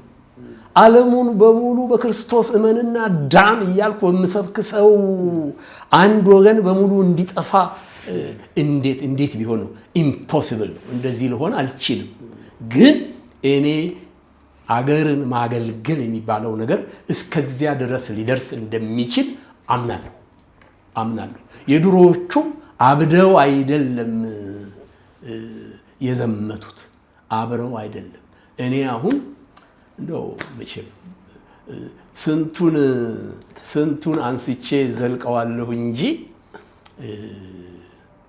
ክርስቲያን ነኝ። በኢየሱስ ክርስቶስ አዳኝነት የሚያምን ክርስቲያን፣ ኃጢአተኛ የነበረ በኃጢአት የተጨማለቀ የነበረ እንዲህ በጣትህ 40 ክንድ ቆመህ እንኳን በዘንግ ምናምን ልትነካው እንኳን የምትጸየፈው ሰው የነበርኩ ክርስቶስ በሞቱና በትንሣኤው ያዳነኝ፣ ህዝቤን ደግሞ እንደ ክርስቲያን አገልጋይ እንዳገለግል የሾመኝ የቤተ ክርስቲያን መጋቢ፣ አንድ ህዝብ እንዲጠፋ የምፈልግበት ምን ምክንያት ሊኖረን ይችላል? ምን ምክንያት? እኔ በቤተ ክርስቲያን መድረክ ላይ እሁድ ቀን ይመስለኛል እኔም ሰምቼዋለሁ፣ ያንን ስብከቴን ደጋግሜ ሰምቼዋለሁ። እስቲ ድንገት እዚህ ውስጥ ምን ብዬ ይሆን እንደው ብዬ ብቻዬን ማለት ነው ብቻዬን እሱን እንትን እያደረኩ እንደገና ሰምቼዋለሁ። ቃለ እግዚአብሔር ነው ያነበብኩት እና እኔ በቃለ እግዚአብሔር ውስጥ ያገኘሁት ፍትሃዊ ጦርነት የሚባል አለ። አገርህን ሊያጠፋ ጠላት ሲመጣ ከየትም ይምጣ፣ ከአገር ውስጥም ይምጣ ከአገር ውጭም ይምጣ፣ ሊያጠፋ አገርህን ሲመጣ እሴቶችህን እዚያ ያሉህን ነገሮች ሁሉ ሊያወድማቸው አመድ ሊያደርጋቸው ሲመጣ የመከላከል ግዴታ አለብኝ እንደ አንድ አገር ዜጋ። እንደዚህ ነው ማለት ነው። በትክክል እንግዲህ ያንተ ፕሮግራም ለምን እንደገነነ ባይገባኝም ካልተሳሳትኩ አንተም ባይመለከትም ግን ያው የሚዲያ ሰው እንደመሆኔ ብዙ ዳታዎችን እንሰበስባለን። አባ ሰረቀ ብርሃን የሚባሉ አሁን በመንበር ትግራይ ባለው ክሳቴ ብርሃን ይሁን የአዲሱ መንበር ላይ ያሉ አባት በጊዜው ኢትዮጵያ ኤልዛቤት ናት፣ የሃይማኖት መሪዎች ብዙ ነገሮች ሲናገሩ ነበረ። የጋሽ በቄ ግን በተለይ በዚህ ጉዳይ የነበረውን ያው ግልጽ አድርገን ሀሳብን ገልጸናል። እንደው ጋሽ በቄ ከመጣ አይቀር ደግሞ አሁን የጦርነቱ ድባብ እንዴት ነው እብደቱ ሊጀምር ይመስላል ያለው ሁኔታ ስናይ። ይሁንና በጦርነቱ ዋና ተዋናይ የሆኑ እንደነ ጌታቸው ረዳ እንደ ጀነራል ጻድቃን የመሰሉ እንደነ ፕሮፌሰር ክንድያ የመሳሰሉ በጦርነቱ ዋና ተዋናይ የነበሩ የጦርነቱን አስከፊነት አውቀው እንግዲህ ያው በትግራይ በኩል ጊዜያዊ መንግስትም ያው መፈንቅለ መንግስት ተደርጎባቸው ማለት ይቻላል አሁንም የጦርነት ድባብ እንሰማለንና ይሄንን ስትሰማ አሁንስ የምታስተላልፈው መልእክት ምንድነው? በዚህ አጋጣሚ የምታስተላልፈው አንደኛ አዝናለሁ፣ በጣም አዝናለሁ። ምናልባት ብዙ ሰው ሊረዳኝም እንኳን ይከብደዋል ብዬ እፈራለሁ። በውስጤ ሊረዳኝ እንኳን አይችልም እንጂ አዝናለሁ፣ በጣም አዝናለሁ። ኢትስ ፉሊሽ ያው ፉሊሽ ነው። ቲፒኤልኤፍን የመሰረቱ ሰዎች የነበሩ ምናምን ኤጌንስት ዚስ ቆመዋል። ኤጌንስት ጀማሪዎቹ ማለት ነው። ዱር እዛ ደደቢት መጀመሪያ ሄደው የቆረቆሩት እንግዲህ እነሱ የመጀመሪያዎቹ ናቸው። ተሳካላቸው፣ ትግላቸው ሰመረ፣ ትግራይ ነፃ ወጣች። እሺ አሁን ለምን ከዚህ ሁሉ ዘመን በኋላ እንደገና ለምን? እኔ ከነ አቶ ጌታቸው ጋር ጌታቸው አይደለም ያልከኝ? ጌታቸው ረዳ እኔ ጀነራል ጻድቃን ሌሎቹ ይሄንን ጦርነት የሚቃወሙ አስፈላጊ አይደለም፣ አነሰሰሪ ነው፣ እድላችን በእጃችን ነው ያለው፣ የምንመርጠውን መሆን እንችላለን፣ አነሰሰሪ ነው ይሄ ጦርነት፣ ለምን ሰው እንገላለን? ለምን እኛስ እንሞታለን? የትግራይ ወጣትስ ምን በወጣው? የከዚህ በፊቱ አይበቃም ወይ? ያ ሁሉ ሰቆቃ የትግራይ እናት እንደዛ ያለ አይበቃም ወይ ከሚሉት ጋራ ነኝ እኔ፣ ከሚሉት ጋራ ነኝ። ግን እዛ ያሉት ዋነኞቹ ግን አይበቃም እያሉ እንዳሉ ይመስለኛል። አካሄዳቸውን ሳየው አይበቃም ገና ይቀራል እንደሚሉ ነው የሚመስለኝ እና እሱ ያሳዝነኛል፣ በጣም ያሳዝነኛል። መልካም እንግዲህ ቤተክርስቲያን አበርትታ እየጸለየች ነው። በአዋጅ ጸሎት፣ የግለሰብ ጸሎት፣ የግሩፕ ጸሎት ለሀገራችን ሰላም ትግራይንም በተመለከተ ኦሮሚያ ውስጥም አማራ ክልልም ባለው ደመፋሰስ አበርትታ እየጸለየች እንደው እርሶም ከሚጸልዩት መሃል ፕሮግራሙ ላይ በተለያዩ ፕሮግራሞች ላይም እንግዲህ ቃል እግዚአብሔር ያሰማሉና ሀገራችን ላይ ይሄ አላስፈላጊ የሆነ ደም መፋሰስ በሁሉም እንዲቆም በምርጫ በሰላም በውይይት በወንድማማችነት ነገሮች እንዲቋጩ አባታዊ ምክርም ወይ ሀሳብም ቢሰጡን ጋሽ በቄ መቼም ረዘም ያለ ዘመን በኢትዮጵያ እንደማሳለፉት ማለት ነው። አንድ መጽሐፍ ይዤልህ መጥቻለሁ። እንዲሁ እንድታየው እንድትወስደው አይደለም፣ እንድታየው ብቻ። ይሄ ደቂቀ እስጢፋኖስ የሚባል መጽሐፍ ነው። የእስጢፋኖስ ልጆች ማለት ነው። ደቂቀ እስጢፋኖስ ማለት የአባ እስጢፋኖስ ድሮ በ15ኛው ምዕት ዓመት የማርቲን ሉተር የሪፎርሜሽን እንቅስቃሴ ከመጀመሩ ጥቂት ዓመታት ከ50 ዓመታት በታች ቀደም ብለው በኢትዮጵያ የተነሱ በትግራይ ምድር የተነሱ አባ እስጢፋኖስ የሚባሉ ገድላቸው በግዕዙ አለ የተጻፈ ገድላቸው፣ በአማርኛ ደግሞ ፕሮፌሰር ጌታቸው ኃይሌ በአማርኛ ተርጉመውልናል፣ ወደ አማርኛ መልሰውልናል። እና አንድ ነገር ብቻ ላሳይህ ነው የምፈልገው። ከዚህ እዚህ መግቢያው ላይ አባ እስጢፋኖስ የተናገሩት አንድ አጭር ንግግር አለ። ጽኑ ነቢይ ሲነሳ እንደዚሁ ጽኑ ንጉሥ ያስነሳል ብለዋል። አባ እስጢፋኖስ ናቸው እንደዚህ ያሉት። ጽኑ ነቢይ ሲነሳ ደፋር ማለት ነው። ዋጋውን ለመክፈል የቆረጠ ማለት ነው። ሸብረክ የማይል በምንም ልታባብለው የማይቻልህ በነፍሱ የቆረጠ ማለት ነው ጽኑ ነቢይ ማለት።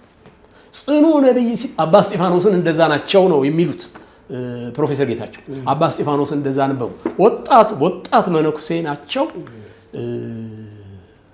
ገድላቸው እንደሚናገረው እና የእሳቸውን ታሪክ ሲጽፉልን ጽኑ ነቢይ ሲነሳ ጽኑ ፈርም የሆነ የሚያምነውን የሚያውቅ የእግዚአብሔርን ሐሳብ የሚያውቅ እኚህ ሰውዬ እንደዛ ነበሩ።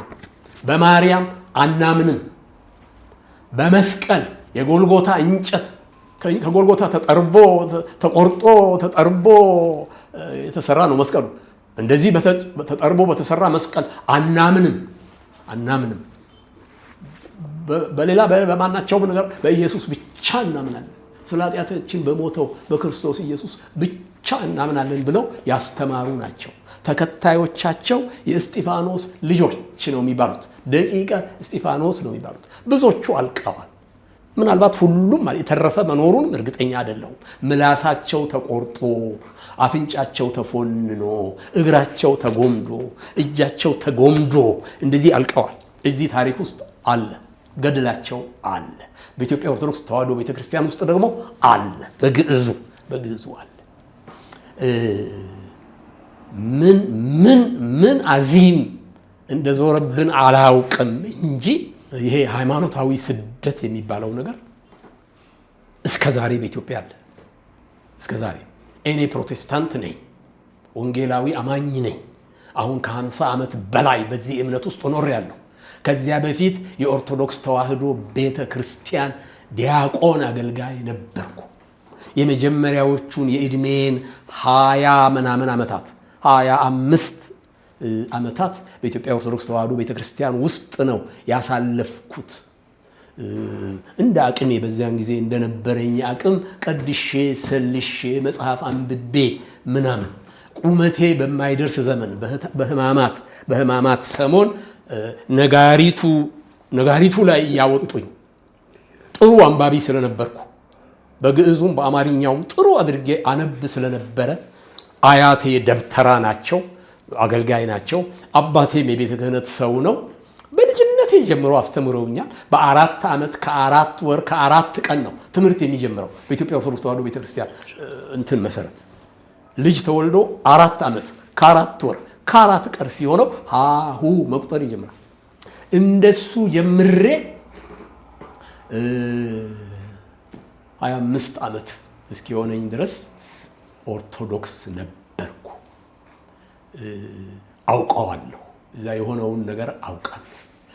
ወደ ጌታ ከመጣሁ በኋላ ትንሽ በጣም ብዙ ስደት አልደረሰብኝም። ግን አማኝ በመሆኔ ፕሮቴስታንት በመሆኔ ያንጓጠጡኝ ምናምን ያደረጉ የገዛ ባልንጀሮቼን ቤተሰቦቼን ምናምን ሞልተዋል። በክርስቶስ ማመን እንዴት ነው ጽዩፍ የሆነው? በኢትዮጵያ ጽዩፍ ነው፣ እስከ ዛሬም ጽዩፍ ነው። በክርስቶስ አምኛለሁ ስትል በቃ በጣም እንደ ምን የነካው እንጨት ይባላል አይደለም? እንደዛ ትቆጠራለህ። ክርስቲያንን ብዬ ነው የማምነው። ይሄ መጽሐፍ ክርስቲያን እንደሆንኩ ነው የሚነግረኝ። ክርስቲያን የሚያደርጋቸውን ነገሮች አደርጋለሁ። ክርስቲያን እንዲያደርጋቸው ያልተፈቀዱለትን ነገሮች አላደርግም። ማንም ምንም ቢል መሞትም ከኖረብኝ በደስታ እሞታለሁ። ማንም ላይ ድንጋይ ሳልወረውር፣ ማንም ላይ አቅም የለኝም እንጂ እኔ በሰነዝርም ሰው ምጎዳ አይነት ሰው አይደለሁም እንጂ አቅም ቢኖረኝም ኖሮ ማንም ላይ ድንጋይ ሳልወረውር ሳልሰነዝር የሚደርስብኝን ነገር በምስጋና ተቀብዬ እግዚአብሔር ይባርካችሁ ብዬ ለማንቀላፋት የተዘጋጀው ሰው ነኝ። እንደዚህ ነው። በጣም ይገርማል። በቃ እሷ መጽሐፍ ከትልቅ ይቅርታ ጋር በጣም ትልቅ ታሪክ ነው የቀሰቀሱብኝ። በአጋጣሚ ዴቀ እስጢፋኖስ የሚለውን ታሪክ ላለፉት 12 ዓመት ሳጠናው ነበረ። ታሪኩን ፕሮፌሰር ጌታቸው ኃይሌ መጀመሪያ የጻፉትን መጽሐፍ እጄ ላይ ከደረሰ ጀምሮ በመላው ሀገሪቱ ስፋት ከሀገር ውስጥም ከሀገር ውጭም ዶኩመንቶች በመሰብሰብ በተለይ ደግሞ ትግራይ ጉንዳ ጉንዶ የምትባለው ገዳም ደግሃሙስ ከሚባል ቦታ ላይ በዚህ ኪሎዬ በጊዜው አስታውሳለሁ 10 ሰዓት የሚያህል ፈጅቶብኛል። እውነት ታሪኩን በቪዲዮ በድምፅም ለማስቀረት ወንጌላውያን ቤተክርስቲያን ውስጥ ሆኜ በአጋጣሚ ታሪክ አንድ ፓስተር መጽሐፉን ሰጠኝ። አንብቤው ረፍት አልሰጠኝም እና ከ12 ዓመት በፊት አየሁት። ታሪኩን አጠናሁት። እንዳሉት አባ እስጢፋኖስ እና ተከታዮቻቸው ስለ ክርስቶስ የከፈሉት መስዋዕትነት በጣም የሚገርም በትግራይ ፋና ወጊ የወንጌል አርበኛ ማርቲን ሉተር ከመወለዱ ፕሮፌሰር ጌታቸው ኃይሌ እንደሚሉት ከ30 አንዳንዱም ከዛ በላይ የሚያደርጉት አለ እና ቦታው ድረስ ሄጄ አይቼዋለሁ። ጋሽ በቄ ጣና ገዳም ሄጄ የአፄ ዘርዓ ያዕቆብ አጽም ያረፈበትንም ጎብኝቻለሁ። ደብረ ብርሃን ሄጄ የአፄ ዘርዓ ያዕቆብ ሐውልት ስላሴ ቤተክርስቲያንም እንግዲህ አይቻለሁ። የኔ ትልቁ ጥያቄ ለኢትዮጵያ አሁን ላለንበት ትልቁ ችግር በዚህ ታሪክ ላይ ሀገራዊ ንስሐ መገባት አለበት የሚል አጀንዳ አለኝ። በቅርቡ ፈጣሪ ፍቃዱ ከሆነ ሴፍና መስቀል የሚል በ4 ቋንቋ የተጻፉ መጽሐፍቶች ክረምት ላይ ለሕዝብ አቀርባለሁ። ወደ 8 የሚሆኑ ኢትዮጵያዊ ፕሮፌሰሮች ሀሳብ የሰጡበት በድምፅም በምንም የተያዘ ማለት ነው እና እንደዚህ አይነት አባቶች ያፈራ ምድር ነው ትግራይ። እንደው በጣም የሚገርመኝ ትግራይ አላቆም ሄጄ በረሃ ነው ይዞኝ የሚሄዱ ሰው ኢሮብ የሚባል ቋንቋ አለ። ኮሚኒኬት አደረጉና አንድ እናት አይተውኝ ዘለው ገቡ። ከዛ ትንሽ ቆይተው ጠሩን። ሄጄ ስገባ ጥህሎ የሚባል ምግብ አዘጋጅተው ነው ለካ ቡና አፍልተው ስሜን አልጠየቁኝም። 5 ሳንቲም አልሰጠውም። አስታውሳለሁ እንዴት እንደሽኝ ምን አይነት ህዝብ እንደሆነ በቦታው ያለውና ጦርነት ደም ማፋሰስ እዛ ላይ ሳይ በጣም ልቤ ይነካል። ወጣቶች እግራቸው ተቆርጦ ምናምን ሳይ በጣም ያሳዝነኛል። ኤኒዌይ ይሄ ነገር ቢቆም ደስ ይላል። ይኸውልህ ጥሩ ነው እንኳን አነሳኸው። በኢትዮጵያ መቼም ክርስትናን ከተቀበሉ ቀደምት ሀገሮች አንዷ ኢትዮጵያ ናት። ምንም ጥያቄ የለው። በ300ዎቹ ዓመታት የገባውም ክርስትና እዚያ ነው። አክሱም ነው የመጀመሪያዋ ቤተክርስቲያን የተተከለችው አክሱም። በኢትዮጵያ ቤተክርስቲያን ታሪክ በኢትዮጵያ የክርስትና ታሪክም ጭምር የመጀመሪያው ሪቫይቫል ወይንም ሪፎርሜሽን ወይንም ሪኒዋል ወይንም ሪስቶሬሽን እንደምትፈልገው ውሰደው መጀመሪያ የሆነውም በትግራይ ነው። በእኚህ ሰውዬ ዘመን በአፄ በእኚህ በአባ እስጢፋኖስ ዘመን ክርስትናን ለመቀበልም የመጀመሪያውን የሪቫይቫል ንቅናቄ ይሄ ቃሉ ብዙ ገጽታዎች አሉት። የሪቫይቫል፣ የሪፎርሜሽን፣ የሪኒዋል፣ የሪስቶሬሽን ንቅናቄ መጀመሪያ የሆነው በትግራይ በዚህ በወንጌሉ እሳት የነደዱ የሚንቀለቀሉ እስካሁን ድረስ ወንጌሉንም በታላቅ መሰጠት በዓለሙ ሁሉ የሚሰብኩ የማውቃቸው በግል የማውቃቸው ወንድሞች አሉ። ወንዶችም ሴቶችም ሴቶች ወንድሞች እህቶች አሉ። በጣም የምወዳቸው በነፍሳቸው የቆረጡ ለአንድ አፍታ እንኳን እንትን የማያመቻምቹ አሉ። አንፎርቹኔትሊ አሁን ለሆነው ደግሞ አሁን ለምናነሳው ነገር ለዚህ ለብዙ ወጣቶች ሞት ደግሞ ያቺው ምድር ያው ህዝብ ደግሞ ተመልሶ ምክንያት ሆኖ ሰበብ ሆኖ ሳይ አዝናለሁ፣ በጣም አዝናለሁ። ምናልባት ይሄንን ማስረዳትም እንኳን ለኔ ቀላል ላይሆን ይችላል፣ ግን ሰው አመነኝም አላመነኝም ይሄ ነው እንትኔ።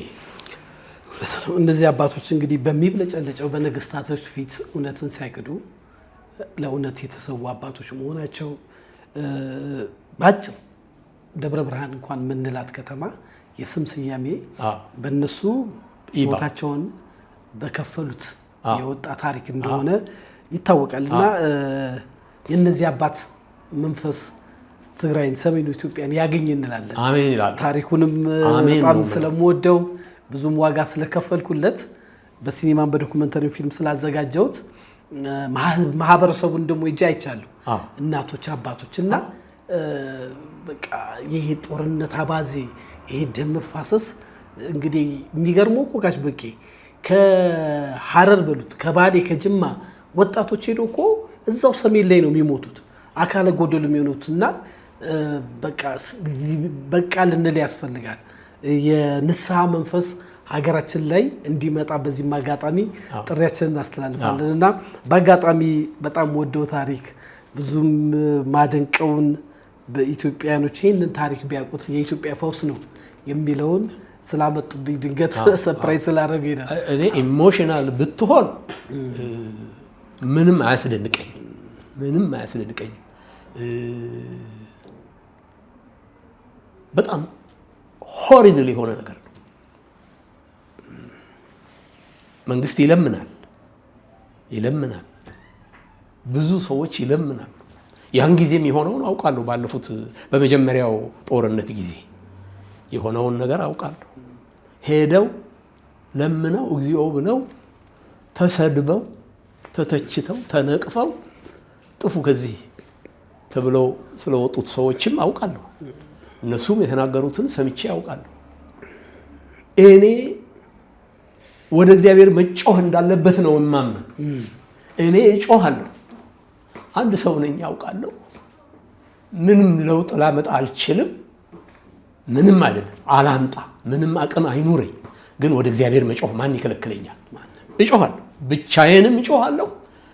ከእምነታቸው የኔን ከመሰለ ሰዎች ጋርም ደግሞ አብሬ እጮሃለሁ። ለትግራይ እየጸለዩ ነው። ጸልይ እንዴ? ለምን አልጸልይ? እንዴት አልጸልይ? አይቀጥሉ አንዳንድ ጥያቄዎች ስላሉ ክሊር ለማድረግ ነው። እና በጣም በሚደንቅ ሁኔታ ጋሽ በቄ ይሄን ታሪክ በደንብ ስለሚያውቁት እስቲም ብለን ወደ መቀጠሉ ሀሳብ እንሂድ። እንደው የደቂቀ እስጢፋኖስ መጽሐፍን ይዞ መጥተዋል፣ አንብበውታል። እና እንደው የዚህ የንቅናቄው መሪ በኢትዮጵያ ክርስትና ታሪክ የወንጌል አርበኛ ብዬ የምጠራቸው አባ እስጢፋኖስ ታሪክን እንደው አሁን ላለው ትውልድ በምን መልኩ ቢረዳው መልካም ነው ይላሉ? በመላው ኢትዮጵያ ላሉ ለትግራይ ላሉ ወጣቶች ማለት ነው።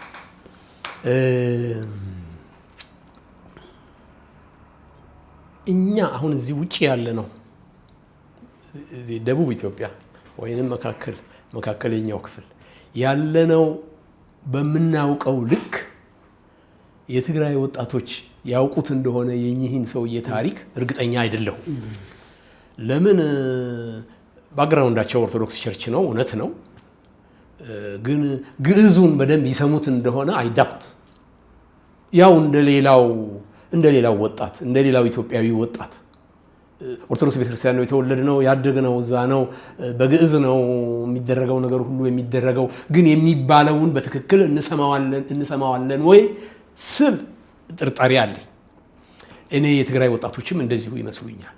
የኚህን ሰውዬ ታሪክ የኚህን ሰውዬ ገድል ሊያውቁት በሚገባው መጠን የሚያውቁት አይመስለኝም። ለወንጌል የከፈሉትን ዋጋ በጣም አሰቃቂ እኮ ነው የተደረገባቸው ነገር። በጣም አሰቃቂ፣ ምላስ መቁረጥ፣ እግር መቁረጥ፣ አፍንጫ መፎነን፣ በጣም ሆሪብል የሆኑ ነገሮች እንደዛ ነው የተደረገው። መቼም ስደት አለ በቤተ ክርስቲያን ታሪክ ከድሮ ጀምሮ አለ፣ ከሐዋርያቱ ዘመን ጀምሮ አለ። ያ ግን ትክክለኛ ስደት አይደለም። እንደዚህ አይደረግም። በእግዚአብሔር አምናለሁ የሚል ሰው እንደዚህ አያደርግም። እንደሱ ነው የተደረገባቸው። እነሱ ደግሞ ተቀበሉት፣ በጸጋ ተቀበሉት፣ ሁሉንም ተቀበሉት። በቃ አሁን ተንከባሎ እኛ እጅ ደረሰ። የአሁኑ የትግራይ ትውልድ እጅ ደረሰ። እኔና አንተ እጅ ደረሰ። we have got to do something about it። አይኸው ደምን ይጠራል ይባላል። በእኛ ሀገር ደምን ይጠራል ይባላል። ሳምዌር ካላስቆምነው በስተቀር የምናስቆመው ደግሞ በንስሐ ነው። ንስሐ መግባት ያለባቸው በዚያ አካባቢ እየኖሩ ያሉ የትግራይ ተወላጆች ናቸው። እነሱ አልፈጸሙትም ኃጢአቱ፣ እውነት ነው፣ እናውቃለን። በጊዜው እነሱ አልነበሩም፣ ጨርሶ አልነበሩም። ግን አባቶቻቸው እንደዚህ አድርገዋል። እያነቁ ለነገስታቶች አሳልፎ ይሰጡ ነበር። ገዳሞቻቸውን ያቃጥሉ ነበረ። ታሪክ ሰዎቹ የሉም ልልህ ብዬ ነው። ሰዎቹ ይህንን ነገር ያደረጉት የሉም። ከብዙ ዓመት በፊት የሆነ ነገር ነው። ግን ልጆቻቸው የልጅ ልጆቻቸው ምናምን አሉ። አባቶቻቸው ስለሰሩት ኃጢአት በምድራቸው ላይ እግዚአብሔርን አቤቱ ምሕረት አድርግልን፣ የአባቶቻችንን ኃጢአት እንናዘዛለን፣ ማረን፣ ይቅር በለን። እነኛ የድሮ አባቶች እና አባ እስጢፋኖስ ሌሎቹ ደቂቀ እስጢፋኖሶች ያመኑትን እምነት ወደዛ እኛንም መልሰን ባክህ ይህን ያህል ዋጋ ወደ ተከፈለበት የጥንት ሃይማኖታችን ወደዚያ መልሰን ምሕረት አድርግልን እራራልን ቢሉ ተገቢ ይመስለኛል። አሁን ያሉት ወንድሞች ማለት ነው፣ የትግራይ ወንድሞች በኦርቶዶክስ ቤተክርስቲያን ውስጥ ያሉ በእስልምናም ውስጥ ያሉ ቢሆኑ እኔ ችግር የለኝም። እነሱም እንኳን አላህ ማረን ባክህ አባቶቻችን ስለሰሩት ኃጢአት ማረን ብለው ወደ አላህ እነሱም እንትን ቢያደርጉ ቢማጠኑ እኔ ይገባል ነው ብዬ የማምነው። በጣም አመሰግናለሁ ጋሽ በቄ። እንግዲህ አንድ ችግሩን ሳናቀው መንፈስ ቅዱስ መርቶ መጽሐፉን ይዘው መጣና ተወያየንበት እንጂ በፍጹም ያልተጠበቀ ነው። እጅግ አድርጌ አመሰግናለሁ። እንደ ወደ መጨረሻው ጥያቄዎች ልግባ ጋሽ በቄ። እነዚህ አጠራጠር ያሉ ናቸው። እንግዲህ አንዳንድ እንግዲህ በውጪ በተለይ በግብፅ ተቀላቢ የሆኑ ሚዲያዎች በአንድ የሚዲያ መድረክ ላይ እርስዎ እና የተወሰኑ አገልጋዮችን የመንግስት በድርጎ የምትኖሩ ስፔሻሊ ደግሞ እርስዎን በመጥራት በዶላር ከክቡር ጠቅላይ ሚኒስትር አብይ አህመድ ገንዘብ የሚከፈሉትና ይህንን መንፈሳዊ መሆን አገልግሎት የሚናገሩትም በዛ ማባበል እንደው መሰላ አድርገው በተለይ እርስዎን ብቻ ሳይሆን የወንጌላውያን ቤተ እምነትን አገልጋዮች የምናከብራቸውና የምንወዳቸውን ስም በመጥራት ሲናገሩ ሰማንና ይህን ፕሮግራም ሰምተው ከሆነ ምን ተሰማ? እንደው ሰምተው ከሆነ ስም ተጠርቶ ስለሆነ ብዬ ሰምቻለሁ፣ በደንብ ሰምቻለሁ። ሌሎች ሰዎችም በተለይ የመንግስት ባለስልጣናት ወይዘሮ አዳነች አሁን የአዲስ አበባ ከተማ ከንቲባ የእሳቸውም ስም ሲነሳ ሰምቼ ያውቃል። አንዱ አሁን የእሳቸው ስም የተነሳበት ቅርብ ጊዜ የሰማሁት ሁለት ወንድማማቾች አሉ፣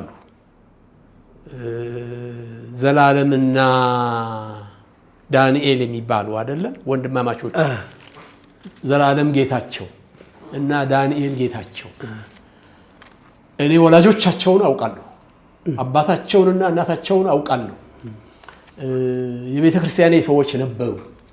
በጣም ጥሩ የጌታ ቅንዓት ያላቸው ልጆቻቸውን በዚያ ቅንዓት አሳድገዋቸዋል።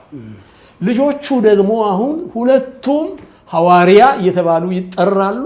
ቤተ ክርስቲያን ከፍተዋል። አዲስ አበባ ውስጥ ወንጌልን ያገለግላሉ። ወንድማማቾች ናቸው እንደሚመስለኝ። ከሰማሁት እንደሚመስለኝ ዘላለምን ቦታ አግኝቷል። አሁን መንግስት ይሰጣል ቦታ ለወንጌላውያን ቤተክርስቲያናት። ቦታ ስላልነበራቸው ስደተኞች ስለሆኑ በኪራይ ቤት ስለሆነ የሚያመልኩት መንግስት እንግዲህ የአዲስ አበባ መስተዳድር ካቢኔ መክሮ ይመስለኛል ያጸደቀው ለእያንዳንዱ እነሱ መርጠው ቦታውን ይሄን ቦታ ስጡኝ ምናምን ይላሉ ይመስለኛል። መንግስት ደግሞ ይፈቅድላቸዋል። አሁን በዚህ ተነስቶ ከንቲባው መሰለኝ እና ወንድማማቾቹ ሐዋርያት ይሁን ምናምን የሚል ርዕስ ምናምን ያለው ነገር ሰምቻለሁ። አሁን ቦታ የተሰጣቸው በየግላቸው ነው። ሁለቱም በየራሳቸው የቤተ ክርስቲያን መሪዎች ናቸው። እኔ አሁን የዳንኤልን ቦታ አውቃለሁ፣ ሄጃለሁ ከብዙ ዓመታት በፊት ምናልባት የዛሬ 6-7 ዓመት በፊት ሄጃለሁ። ህንፃው ገና ሲሰራ ዳንኤል ሲሰራ በገንዘቡ የገዛው ነው የሚመስለኝ። ለምን ይሄ አሁን የአዲስ አበባ ማዘጋጃ ቤት የሚከተለው ፖሊሲ ቦታ ስጧቸው ምናምን የሚለው ያን ጊዜ እንዳልነበረ እርግጠኛ ነኝ። እና ዳንኤል የገዛው ይመስለኛል ያንን ቦታ። ተራራ ላይ ሩቅ ቦታ ሄዶ ነው ያንን ቦታ የገዛው እና ቤት ሰርቷል። ዘላለም ደግሞ እዚህ መሃል ከተማ እንደዚሁ ነበረው ቦታ። ሌላ ተሰጥቶት እንደሆነ አላውቅም። ማናቸውንም እኔ እንደዚህ ስማችሁን ሰምቻለሁ ምንድነው የምትሉት ምናምን አላልኳቸውም። ዝም ብዬ ነው ካንተ ጋር አሁን የምነጋገረው። ግን ሁለት ወንድማማቾች የአንድ እናት የአንድ አባት ልጆች አንድ ሃይማኖት መከተላቸው ወንጀል ነው? ለዛ ሃይማኖታቸው ቤት እንዲሰሩ ቦታ ጠይቀው ተሰጥቷቸው ቢሆን ወንጀል ነው? ወንድማማቾች የተለያየ ሃይማኖት ተከታዮችስ እንኳን ቢሆኑ አንዱ ሙስሊም አንዱ ኦርቶዶክስ ቢሆኑ መንግስት ቢሰጣቸው ምንድነው ኃጢያቱ? ምንድነው ወንጀሉ? ሰጣቸው መንግስት። ሁለቱም ግን ፕሮቴስታንቶች ናቸው። እና እንደዚህ ያሉ ዲፌንድ ልታረገው የማትችለው ክሬዚ የሆነ ሎጂክ ትታያለህ፣ ትሰማለህ። እና እሱ ያሳዝናል። እና እኚህ ከንቲባም በዚህ ስማቸው ሲነሳ ሰምቼ አዘንኩላቸው። እንግዲህ ወደ 35 በላይ ሚሊዮን ለሚሆን ህዝብ ወንጌላውያን ቤተክርስቲያን መሬት ትልቅ ጉዳይ አይደለም። በኢትዮጵያ ውስጥ ትልልቅ ካቴድራሎች፣ ትላልቅ መስጊዶች አሉ። የወንጌላውያን ቤተክርስቲያንም ቢኖር እንደ ሀገር እንደ አንድ ህዝብ ተገቢ ነው ብለን እናስባለን። መሬት ተሰጣቸው ተብሎ እንደ ትልቅ ጉዳይ መወራት የለበትም። እንደውም ለረጅም ዘመን እንዳሉት በሸራ በመሳደድ ሰከንድ ሲቲዘን ሆነን ነው የኖር ነው። ሰከንድ ሲቲዘን ሰውም ቤት አያከራየን። ጴንጤ ናችሁና ለጴንጤ ቤት አናከራይም ይለናል ሰው። እኛም ደግሞ አንከስም። ለምንድን ነው የማያከራየን ብለን አንከስም። ብንከስም ሰጠንን መልስ እናውቀዋለን በቅድሚያ። አሁን ዘመን መጣና እኔ እንደው አሁን እዚህ ጋር ከደረስን አሁን የዚህች ሀገር ጠቅላይ ሚኒስትር ክቡር ዶክተር አብይ አህመድ ናቸው። እኔ እሳቸውን የማውቀው ወደ ጠቅላይ ሚኒስትርነት ከመምጣታቸው ቢያንስ 18 ዓመት ቀደም ብሎ ነው። ቢያንስ ነው የምልህ። እሳቸው 20 ዓመት ሲሉ ሰምቻቸዋል። ጠቅላይ ሚኒስትር ከመሆኔ ከ20 ዓመት በፊት ነው እኔ እናንተ የምንተዋወቀው ሲሉ ሰምቻቸዋል። እኔ ግን አስቤ 20 ሊደፍንልኝ አልቻለም። 18ቱን ግን አውቃለሁ። የአንድ ቤተክርስቲያን አባሎች ነን። የቀጠና 2 ሙሉ ወንጌል አባሎች ነን። እንደሱ ነው ተውውቃችን። እና በቃ እኔ ጠቅላይ ሚኒስትር እሆናለሁ ብለው የነገሩኝ ከመሆናቸው ከ18 ዓመታት በፊት ነው። ራዕይ ነበራቸው እሳቸው። ተናግሯቸው እግዚአብሔር ተናግሯቸው። እግዚአብሔር አይናገርም? አታምንም አንተ እግዚአብሔር እንደሚናገር? በደንብ እግዚአብሔር ይናገራል። በኦሮሚፋ ይናገራል፣ በአማርኛ ይናገራል፣ በወላይትኛ ይናገራል፣ በሁሉ ቋንቋ፣ በዓለሙ ቋንቋ ሁሉ ይናገራል። ተናገራቸው እግዚአብሔር። የሚቀጥለው ጠቅላይ ሚኒስትር እኔ ነኝ አሉኝ። ለእኔ ለራሴ ወሬ ሰምቼ አይደለም። እሳቸው ያኔ ይሄን በነገሩኝ ጊዜ የምን ሚኒስትር ነበሩ አይደለም? እዚያም ቦታ የገቡ አይመስለኝም። ሚኒስትርም አልሆኑም ያን ጊዜ ምናልባት ወታደር ነበሩ ሊሆን ይችላል። ወታደር። እርስዎ የክቡር ጠቅላይ ሚኒስትር ዶክተር አብይ ፓስተር ነበሩ በጊዜው ማለት ነው? ሙሉ ወንጌል። እኔ የቀጠና 2 መጋቢ ነኝ። ቢሮ አለኝ። ቢሮዬ መጥተው እንደዚህ ቁጭ ብለው ያኔ ነበሩ ጠቅላይ ሚኒስትር መለስ ዜናዊ ነበሩ። በቦታው ላይ እሳቸው ናቸው የነበሩት። ከጠቅላይ ሚኒስትር መለስ በኋላ የዚህች ሀገር ጠቅላይ ሚኒስትር የሚሆነው ሰው እኔ ነኝ አሉኝ። እንደዚህ የሆንኩትንም ልነግርህ ይችላል። እስቲ እንደጋሽ በቂ የሆንኩትን በጊዜው ምን ተሰማው? እኔ ጋር በጣም ብዙ ወጣቶች ናቸው የሚመጡ። ለምን እንደሆነ አላውቅም። የሌላ ቤተክርስቲያን ወጣቶችም እኔ ጋር ይመጣሉ። አንዳንድ ነገር ይነግሩኛል። ራእይ አለኝ ይሉኛል። ለምሳሌ ብዙ ወጣቶች የሚሉት ይሄ ነው። በዛ ዘመን ራእይ አለኝ። ምንድን ነው ራእይ ስላቸው እንዲህ ብለው በጣም ዋይልድ የሆነ ነገር ይናገራል። እና ወይ ጉድ እነዚህ ወጣቶች በቃ እላለሁ፣ አዝንላቸዋለሁ። ለምን ከንትን የወጣ ነገር ነው የሚያልሙት። እና እኚህም ሰው እንደዚያው መሰሉ። አይ አልኩኝ፣ ይሄን ሰውዬ እንደዚህ ሆኖ ማለት ነው ለካ አልኩኝ። እና እንደዚህ ታስባለህ አልኩት። ያኔ እንደ ዛሬው አንቱ አላልኩትም። እንደዚህ ታስባለህ ስለው ያለኝን እነግርሃለሁ። ደግሞ ማሰብ አይደለም አውቃለሁ ነው ያለኝ። ኤግዛክትሊ እንደዚህ በቃ ያውቀው ነበረ ማለት ነው። ይሄኛው የለየለት ነው አልኩኝ እኔ በውስጤ። ለሳቸው እንደሱ አላልኩም። በውስጤ ግን ለካ የለየለት ነው ይሄ ደግሞ ጨርሶ የለየለት ነው የመጣው ዛሬ እንደሱ ብያለሁ በውስጤ። ከባድ ነው በጊዜ እሱን ማለምም መናገር።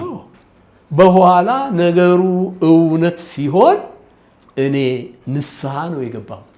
እግዚአብሔርን ማረኝ ነው ያልኩት። ማረኝ ነው ያልኩት። እግዚአብሔርም የማረኝ ይመስለኛል።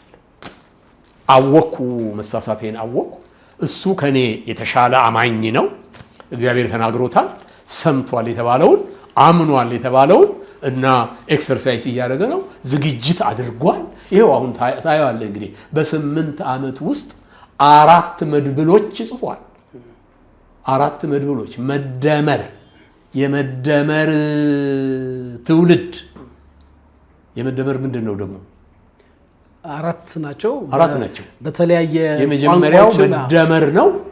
ቀጥሎ የመደመር ሳምቲንግ፣ ከዛ ቀጥሎ የመደመር ትውልድ፣ ከዛ ቀጥሎ የመደመር መንግስት።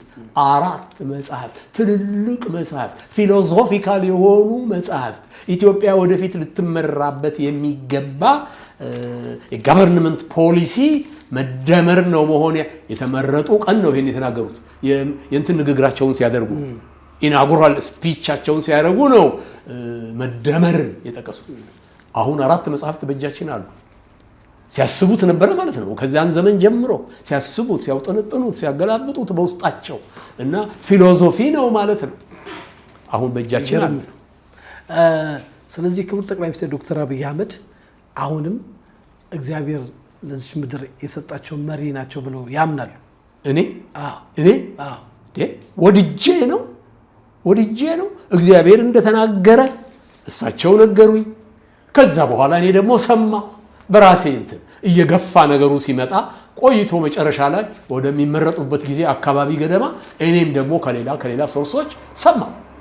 በቃ እሳቸው በሌሉበት ማለት ነው፣ የእሳቸው እጅ በሌለበት ከሆኑ ሶርሶች ሰማሁ። እና ለካ ሰውየው ትክክል ነው የሰማው ማለት ነው አልኩኝ። እና አምናለሁ፣ እግዚአብሔር እንዳስቀመጣቸው አምናለሁ። በደንብ ነው ማምነው። ከዛ በኋላ ወደ ስልጣን መጡ። እንግዲህ ለማመን የሚከብድ በሳቸው የተሰሩ ሀገርን እንግዲህ ከሞት ጎዳና የሚመለስ መንገድ ሆኖ ተገኝቶ ኢትዮጵያ ቀጥላ ዓለም ላይ በብዙ ነገር ትታወቃለች። ለምሳሌ ክቡር ጠቅላይ ሚኒስትር ዶክተር አብይ አህመድ የሰላም ኖቤል ተሸላሚ ናቸው። የፋኦ ተሸላሚ ናቸው። የተለያዩ ሽልማቶች አግኝተዋል። ሀገራችንን በአረንጓዴ አብዮት፣ በስንዴ ልማት፣ አሁን ደግሞ በምናያቸው በትላልቅ ኢንዱስትሪዎች፣ በተረፈ ደግሞ ሰላማዊ ፖለቲካ ፓርቲ እንቅስቃሴን ሲያዩ ለካ የነገሩኝ እውነት ነው ወደ ማለት ብያለሁ። ከእሳቸው አፍ የሰማሁትም ከነቢያቱ አፍ የሰማሁትም እኛ ጸልየናል ለዚች ምድር።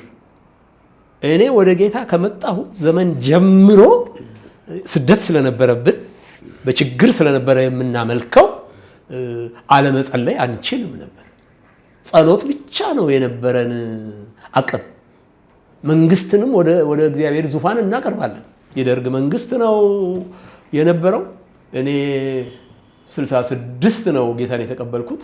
ያን ጊዜ ጃንሆይ ነበሩ በዙፋናቸው ላይ እና ሰምቻለሁ። ከዛ በኋላ ብዙ ትንቢቶች ሰምቻለሁ።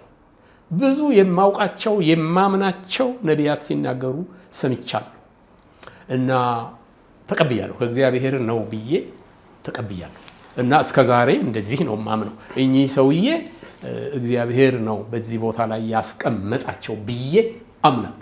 ደግሞ እግዚአብሔር በቃ የሚልበት ጊዜ ሲደርስ መጀመሪያ ለእሳቸው ኮሙኒኬት ያደርጋል፣ ምንም ጥርጥር የለኝም። ባደረገ ጊዜ ደግሞ እሳቸው ሊሆን የሚገባውን ነገር አድርገው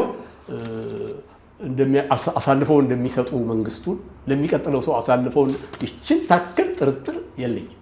ይችን ታክል ይገርም ነው፣ በጣም ይገርም ነው። እንግዲህ አንዳንድ ሚዲያዎች ቅድም አንስቻቸው ነበረ እርሶን እነ ዶክተር ማሙሻ ፋንታን እነ ዘማሪ ተክሌ ተከስተንም ብዙዎቹ ተነስተው ስፔሻሊ እርሶ በአካል ስላሉ እርሶ ለጠይቅ ብዬ ነው። ይሄ ቀረቤቶት ይሄ ውይይቶት ይሄ ደግሞ እርሶ የሰሙት ከእግዚአብሔር በድፍረትም ወጥተው ስለሚናገሩ ይሆን ክቡር ጠቅላይ ሚኒስትር ዶክተር አብይ አህመድ ለእርሶ በዶላር ደሞዝ እንደሚከፍሉት ይሰማልና ቅድም እንደው ጠይቆታለሁ ብዬ ሳስብ እንግዲህ ስሊፖ የለኝም የተከፈለበት መረጃ የለም፣ በወሬ ነው የሰማነውና ጋሽ በቄ የቤተክርስቲያን ደሞዝ ተከፋይ ኖት ወይ በሌላ? እኔ አሁን ጡረተኛ ነኝ። ጡረታ ከወጣሁ አሁን ስንት ዓመት ሆነኝ እንጃ 7-8 ዓመት ሳይሆን አይቀረኝም። 2009 ወይንም 2010 ላይ ነው ቤተክርስቲያን ጡረታ ያወጣችኝ። ያን ጊዜ እኔ ኢንፋክት የጡረታ እድሜን አልፌ ነበር። በእኛ ቤተክርስቲያን ደንብ መሰረት በ65 ነው የሙሉ ጊዜ አገልጋይ ጡረታ የሚወጣው፣ ወንጌላዊ፣ መጋቢ፣ ነቢይ ምናምን ማለት ነው። በ65 በጡረታ ይገለላል የሚል በጽሁፍ የተቀመጠ ደንብ አለ። እኔ ግን ያን ጊዜ 75 ዓመት ሆኖኝ ነበር። 75 ዓመት አልፎኝ ነበር። የጡረታውን እድሜ አልፌዋል። ካለፍኩት በኋላ ነው ደንቡ ስራ ላይ ይዋል። ስለዚህ የቤተ ክርስቲያኔ አገልጋዮች በቃ አሁን ጡረታ ማውጣት ልንጀምር ነው፣ ሰዎችን አንተንም አንድ ላይ ልናወጣህ ነው ምናምን ብለው ነገሩኝ፣ አስወጡኝ። በደስታ ወጥቼ አሁን ጡረታ ይከፈለኛል፣ ከቤተ ክርስቲያኔ ጡረታ ይከፈለኛል። መተዳደሪያ ጡረታ ወሎት ማለት ነው። አዎ ባለው የዶላር ክፍያ አይደለም። ከሪላ ቢሆን መልካም ነው። ግን አሁን ከኔ በኋላም ይወጡ አሉ። ብዙ ጡረተኞች አለን በእኛ ቤተ ክርስቲያን ውስጥ። እኔ ደግሞ አይ ቲንክ አብዛኛውን የቆየሁት እኔ ነኝ ብዙውን ዓመት። ለምን በ75 ጀምሬ ስለሆነ ጡረታ የወጣሁት አገኛለሁ፣ ጡረታ ይከፈለኛል። ያልከው ነገር አለ። ለእኔ በዶላር በዩሮ ወይንም በፓውንድ ስተርሊንግ በሌላ ደሞዝ ተከፍሎኝ አያውቅ። እኔ ያለኝ ደሞዝ ቤተክርስቲያኔ የምትከፍለኝ ጡረታ ነው። በቃ እንግዲህ በዓለም ላሉ ይሄን ጉዳይ ለሚመልሱት በቂ መልስ ይመስለኛል። እንዲሁ መጨረሻ ጥያቄ እኚህ ክቡር ጠቅላይ ሚኒስትር ዶክተር አብይ አህመድ የጦር መሪ ሀገራችን ችግር ውስጥ ባለችበት ወቅት፣ ብዙዎቹ በሚኮበለሉበት ወቅት ወደ ጦር ግንባር ህይወታቸውን አሳልፈው ሰጥተው ኢትዮጵያን ያቆዩ መሪ እርስዎ በአንድ ወቅት ሲያገኙን በተለይ የተመረጡበት ወቅት አካባቢ እግራችንን ዝቅ ብለው ያጥቡን ነበረ። በዚህ ትህትና ዝቅ ብለው እግር ሲያጥቡ እርስዎ ደግሞ ምንም ፓስተሮት ቢሆኑም እንደው በጊዜው ምን ተሰማዎት? ይሄን ነገር ሲያዩት ምን ተሰማዎት? ተናግሬ ያለሁ ይመስለኛል። እዛው ላይ የተናገርኩ ይመስለኛል። በየዓመቱ እንገናኛለን። ከኔ ጋር ብቻ ሳይሆን ሌሎችም ሰዎች አሉ። ቁጥራችን በጣም ብዙ አይደለም። ምናልባት ብዙ ሆነን የተገኘን ጊዜ ምናልባት 20፣ 21፣ 22 ደርሰን ሊሆን ይችላል። ምናልባት ግን በየዓመቱ የምንገኝ ሰዎች አለን። አኒቨርሰሪው ላይ ማለት ነው። መጋቢት 22፣ 23፣ 24 አካባቢ የጸሎት ጊዜ አለን ከእርሳቸው ከባለቤታቸው ጋራ ቤተ መንግስት ማለት ነው። የጸሎት ጊዜ እንጸልያለን። ስላለፈው ዓመት እናመሰግናለን እግዚአብሔርን። አሁን ደግሞ ስለሚቀጥለው ዓመት ደግሞ እንለምናለን፣ እንማልዳለን፣ እንደዚህ እናደርጋለን እና በእነዚህ ቀናት ሁል ጊዜ ከተጀመረ ጀምሮ ማለት ነው እዛ ያለነውን የእያንዳንዳችንን እግር ተንበርክከው ያጥባሉ።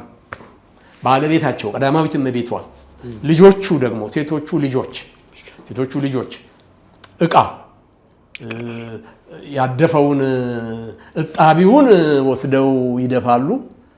ሌላ ፍረሽ ውሃ ደግሞ ያመጡልናል እና እሳቸው ተንበርክከው እኛ ቁጭ ብለን ሱሪያችንን ሰብሰብ አድርገን ጫማችንን አውልቀን ካልሲያችንን አውልቀን እየሳቅን የታጠብንበት ጊዜ ያለ አይመስለኝም። እያለቀስን የታጠብንበት ጊዜ ግን ሞልቷል። አንዳንዶቻችን እየጮህን ብለን እየጮህን ከባድ ነው። እንዴት የአንድ አገር መሪ እኔ እግር ስር ይንበረከካል? እየጮህን ወደ እግዚአብሔር። አንዳንዶቻችን መጮህ ምናልባት የማይሆንልን አይነት ሰዎች ልንሆን እንችላለን። እንባችንን በአራት ማዕዘን እያፈሰስን በጉንጫችን ላይ እንባችን እየወረደ እንደዚህ ነው የታጠብነው። አንድም ቀን ጸጥ ብለን ተረጋግተን ምናምን የታጠብንበትን ጊዜ አላስታውስም። 8ኛውን መታጠብ አሁን ባለፈው መጋቢት አድርገናል። 8ኛውን እና እንደዚህ ያደርጋሉ እሳቸው። ይሄ ትህትናቸውን መግለጫ መንገዳቸው ነው። he does it every year። ሚስትየዋም ቀዳማዊት እመቤቷም እዚያ አሉ። እንደዚህ ይሆናል። ዝም ብለን አየህ፣ እኛ ከእንትን ርቀናል፣ በጣም ከመንፈሳዊነት ርቀናል፣ ከትህትናም ርቀናል። ስለዚህ አይገባንም፣ የሚሆነው ነገር አይገባንም። እኚህ ሰውዬ ግን በትህትና የክርስቶስ ምሳሌነት እኮ ነው። ክርስቶስ እኮ ወደዚያ መከራ ሊሄድ ሲል የደቀ መዛሙርቱን እግር አጠበ አይደለም? አታጥበኝም ያለው ሐዋርያ ነበረ። በምንም አይነት የኔን እግር አታጥብም ያለው ሐዋርያ ነበር። አንተ ታውቀዋለህ። ካላጠብኩህ ከኔ ጋር እድል ፈንታ የለህም የሚል ምላሽ ነው ያገኘው። ከዛ በኋላ ሰውየው ራሴንም ሁሉ ነገሬን እጠበኛል፣ እንደ ሁለንተናዬ እጠበኛል። የታጠበ እግሩን ከእግሩ በቀር ሌላ የሚታጠበ ነገር የለውም። የታጠበ አንድ ጊዜ የታጠበ በቃ ነው ያለው። እና እኚህ ሰውዬ እንደዚህ ያደርጋሉ። ለጉራ አይደለም የሚያደርጉት፣ በተሰበረ ልብ በተሰበረ መንፈስ ነው የሚያደርጉት። ለዚሁ ተዘጋጅተው ነው ደግሞ በዚያ ቀን እኛን የሚሰበስቡ። ለዚሁ ተዘጋጅተው ይሄንን አድርገው የጌታ እራት ነው፣ ሆሊ ኮሚኒየን ነው፣ ቅዱስ ቁርባን ነው ብለን ጠርተነው አናውቅም እንጂ ያ ሁሉን ከሆነ ካለቀ በኋላ ምሳ አብረን ደግሞ እንበላለን። ምሳ አብረን እንበላለን እና ምሳ ስንበላ የዛሬ 2 ዓመት ይመስለኛል ምሳ ስንበላ በ6ኛው በዓል ጊዜ ይመስለኛል፣ ከተሳሳትኩ 7ኛው ሊሆን ይችላል። ወደ እኔ መጥተው ወደ ተቀመጥኩበት ገበታ መጥተው 10ኛውን በዓል አብረውን እንዲያከብሩ እፈልጋለሁ፣ ይሁን የእግዚአብሔር ፈቃድ ይሁን ምናምን አሉኝ። መጥተው ማለት ነው 10ኛውን አብረን እንድናከብር ሲሉ እሱ እኮ በእኔ እጅ እኮ አይደለም፣ እሱ እኮ በእግዚአብሔር እጅ ነው ያለው አልኳቸው። አውቃለሁ አሉ። እሱን አውቃለሁ፣ የእርሶን ፈቃድ ነው የምጠይቀው አሉኝ። እንደዚህ ነው ያለው፣ የእርሶን ፈቃድ ነው የምጠይቀው። በህይወት ለመኖር ወስን ማለት ነው። በህይወት ለመኖር እስከ 10ኛው ድረስ። አሁን 8ኛው ደርሰናል አይደል? 2 ነው የሚቀር። አንተ ፈቃድህን ስጥ፣ እግዚአብሔር ያከናውነዋል እንዳሉኝ ሁልጊዜ አስባለሁ። ምን ታይቷቸው ነው እኚህ ሰውዬ እንደዚህ ያሉኝ ምናምን እላለሁ። እንደዚህ እናደርጋለን። የጦርነቱን አነሳህ አሁን አይደለም? ያለፈውን የትግራይ ጦርነቱን ለኛ አልነገሩንም፣ ግን እሱን ውሳኔ ሲወስኑ የጸሎት ጊዜ ነበረ። ጠሩን፣ እነዛን ሰዎች ጠሩን ቤተ መንግስት እና ረጅም የጸሎት ጊዜ፣ ረጅም የአምልኮ ጊዜ ነበረን። አልነገሩንም፣ ምንም አልነገሩንም። ምክንያቱን ብቻ የጸሎት ጊዜ፣ የአምልኮ ጊዜ፣ የእግዚአብሔር ቃል ጊዜ ነበረን እና በማግስቱ እሁድ ቀን ነው ይመስለኛል፣ አሁን ካልተሳሳትኩ እሁድ ቀን ነው ይመስለኛል። በማግስቱ ሰኞ ነው። እሳቸው የካቢኔ ስብሰባ ነበራቸው የካቢኔ ስብሰባ በእንትን ነው የሰማሁት። በኢትዮጵያ ቴሌቪዥን ወይ ምናምን ነው የሰማሁት። የካቢኔ ስብሰባ እንዳደረጉ ሰማሁ። በማግስቱ ከኛ ጋር በጸሎት በዋሉ በማግስቱ ሌሊቱን ደግሞ ወደ ግንባር ሄዱ የሚል ደግሞ ሰማሁ። ሌሊቱን በማስ ሚዲያ ማለት ነው። ለኛ አልነገሩንም፣ ምስጢሩን አልነገሩንም። ሲዘምቱም እንግዲህ አብረውን ተገናኝተን ጸልየው ሁላችንም ጸልየን በእግዚአብሔር ፊት የልባችንን ሸክም አፍስሰን ነበረ የሄዱት ማለት ነው። እና ሰውየው እንደዚህ ናቸው። ይጸልያሉ። ከሜጀር ዲሲሽን ሁሉ በፊት ይጸልያሉ። ከሌሎችም ጋር አብረው ይጸልያሉ። ከኛ ጋር ብቻ አይመስለኝም ይሄንን የሚያደርጉት፣ ከሌሎች ጋር ሁሉ የሚያደርጉት ይመስለኛልና ትክክል ነው የሚያደርጉት። እጅግ አድርገን እናመሰግናለን ጋሽ በቄ። ግን እንደዚህ ትሁት ሆነው እንዲህ ሀገርን እያሻገሩ እንዲህ ለአፍሪካ ትልቅ ብርሃን ያመጡ መሪ በአንዳንድ ግለሰቦች ወይ የሚዲያ ባለቤት ነን ሲሉ በጣም ክብራቸውን በሚነካ መልኩ ባልተገባ መልኩ ስማቸው ሲዘቀይ ወይ ደግሞ ሲነገር እንደ አንድ ፓስተር ስትሰሙ ምን ይሰማዎታል? የመጨረሻ ጥያቄ። አንቲክራይስት ነው ሲባል ሰምቻለሁ። አንቲክራይስት ነው፣ ለሐሰተኛው ክርስቶስ መገለጥ ነው ምድሪቱን የሚያመቻቻት ምናምን ሲባል ሰምቻለሁ። ከአንዳንዶች ወገኖች ጋር ምናልባት እሳቸውም ባሉበት ሊሆን ይችላል ተናግሬ አውቃለሁ፣ ምላሽ ሰጥቼ አውቃለሁ። የኢትዮጵያ ሕዝብ ያሳዝነኛል፣ ወጣቱ ደግሞ የበለጠ ያሳዝነኛል። የሚናገረውን አያውቀውም። በዚህ ጉዳይ ላይ ጊዜ ሰጥቶ አስቦበትም አያውቅም። አንቲክራይስቱ ሲመጣ ምንድነው ምልክቱ፣ መገለጫው ምንድነው ብሎ ጠይቆ አያውቅም። መጽሐፉም የሚሰጣቸውን ምልክቶች ልብ ብሎ አይቷቸው አያውቅም። እንዲሁ በወሬ የሰማውን ምናምን ይዞ ነው ምናምን እላለሁ። በውስጤ ግን አዝናለሁ። እንደዚህ እሳቸውም ይሰማሉ፣ መቼም የሚባሉትን ይሰማሉ። ግን ከዓላማቸው ፍልንች አላደረጉ። ትንሽ እንደዚህ ትንሽ ወደዚህ አላሉም። ጭራሽ ሲያደርጉት የነበረውን ያደርጋሉ። አሁንም እግዚአብሔር ቢፈቅድ ለኔ ስለሳቸው እድሜ ምንም ስጋት የለኝም። ስለሚቀጥለው መንገዳቸው ሁሉ አውቃለሁ። ስለሰማሁ ማለት ነው። እግዚአብሔር ሲናገር ስለሰማሁ፣ ስለሚቀጥለው እግዚአብሔር ስለሚሰጣቸው ሮል በኢትዮጵያ ብቻ አይደለም በዓለም ሁሉ ሰምቼ ያውቃለሁ። አሁን የአፍሪካ ምናምን ሆኑ የኤአይ ዩኒቨርሲቲ አፍሪካ በአዲስ አበባ እንዲከፈት ተብለዋል። እሳቸው እዛ ውስጥ እንዲህ አይነት ምናምን ሲባል ብዙ ሰርፕራይዝ አያደርገኝም። ብዙ ስለሰማሁ ማለት ነው። የሰማኋቸው ነገሮች ናቸው እየተተገበሩ የማያቸው። ግን የስንፍና ንግግር ሰው ሲናገር ያሳዝነኛል። የስንፍና ንግግር ስለማያውቀው ጉዳይ አስቦበትም እንኳን ስለማያውቀው ጉዳይ ዝም ብሎ ብድግ ብሎ የሆነ ነገር ሰው ሲናገር አይ ወንድሜ እላለሁ፣ አዝናለሁ በውስጥ። በጣም አመሰግናለሁ ጋሽ በቄ። በእኔ በኩል ያሉ ጥያቄዎች እንደውም እላፊ እያደከምኩ ጊዜ ወስጄ ጠየቅኩ። ቀረ የምትለው ማስተላለፍ የምትፈልገው መልእክት ካለ ይኸው ጋሽ በቄ። እግዚአብሔርን አመሰግናለሁ። አንተ በዚህ ጉዳይ የተስማማንባቸው አንዳንድ ጉዳዮች ነበሩ። ምን ይጠይቀኛል ተሾመ አሁን ምን መልሳለሁ ምናምን ብዬ ትንሽ ዝግጅት አድርጌያለሁ። አንተም ትንሽ ፍንጭ ሰጥተኸኛል። አሁን ግን ከጀመርን ጀምሮ ከፍንጩ በብዙ ማይል ርቀን ነው የሄድነው። ከሰጠኸኝ ፍንጮች ርቀን ነው የሄድነው። ደስ ነው ያለኝ። እንኳን ርቀን ሄድን። እንኳን አንተም ያሰብከውን አላደረክ፣ እንኳን እኔም ያሰብኩትን አልመለስኩ። ጸልዬ ነው የመጣሁት።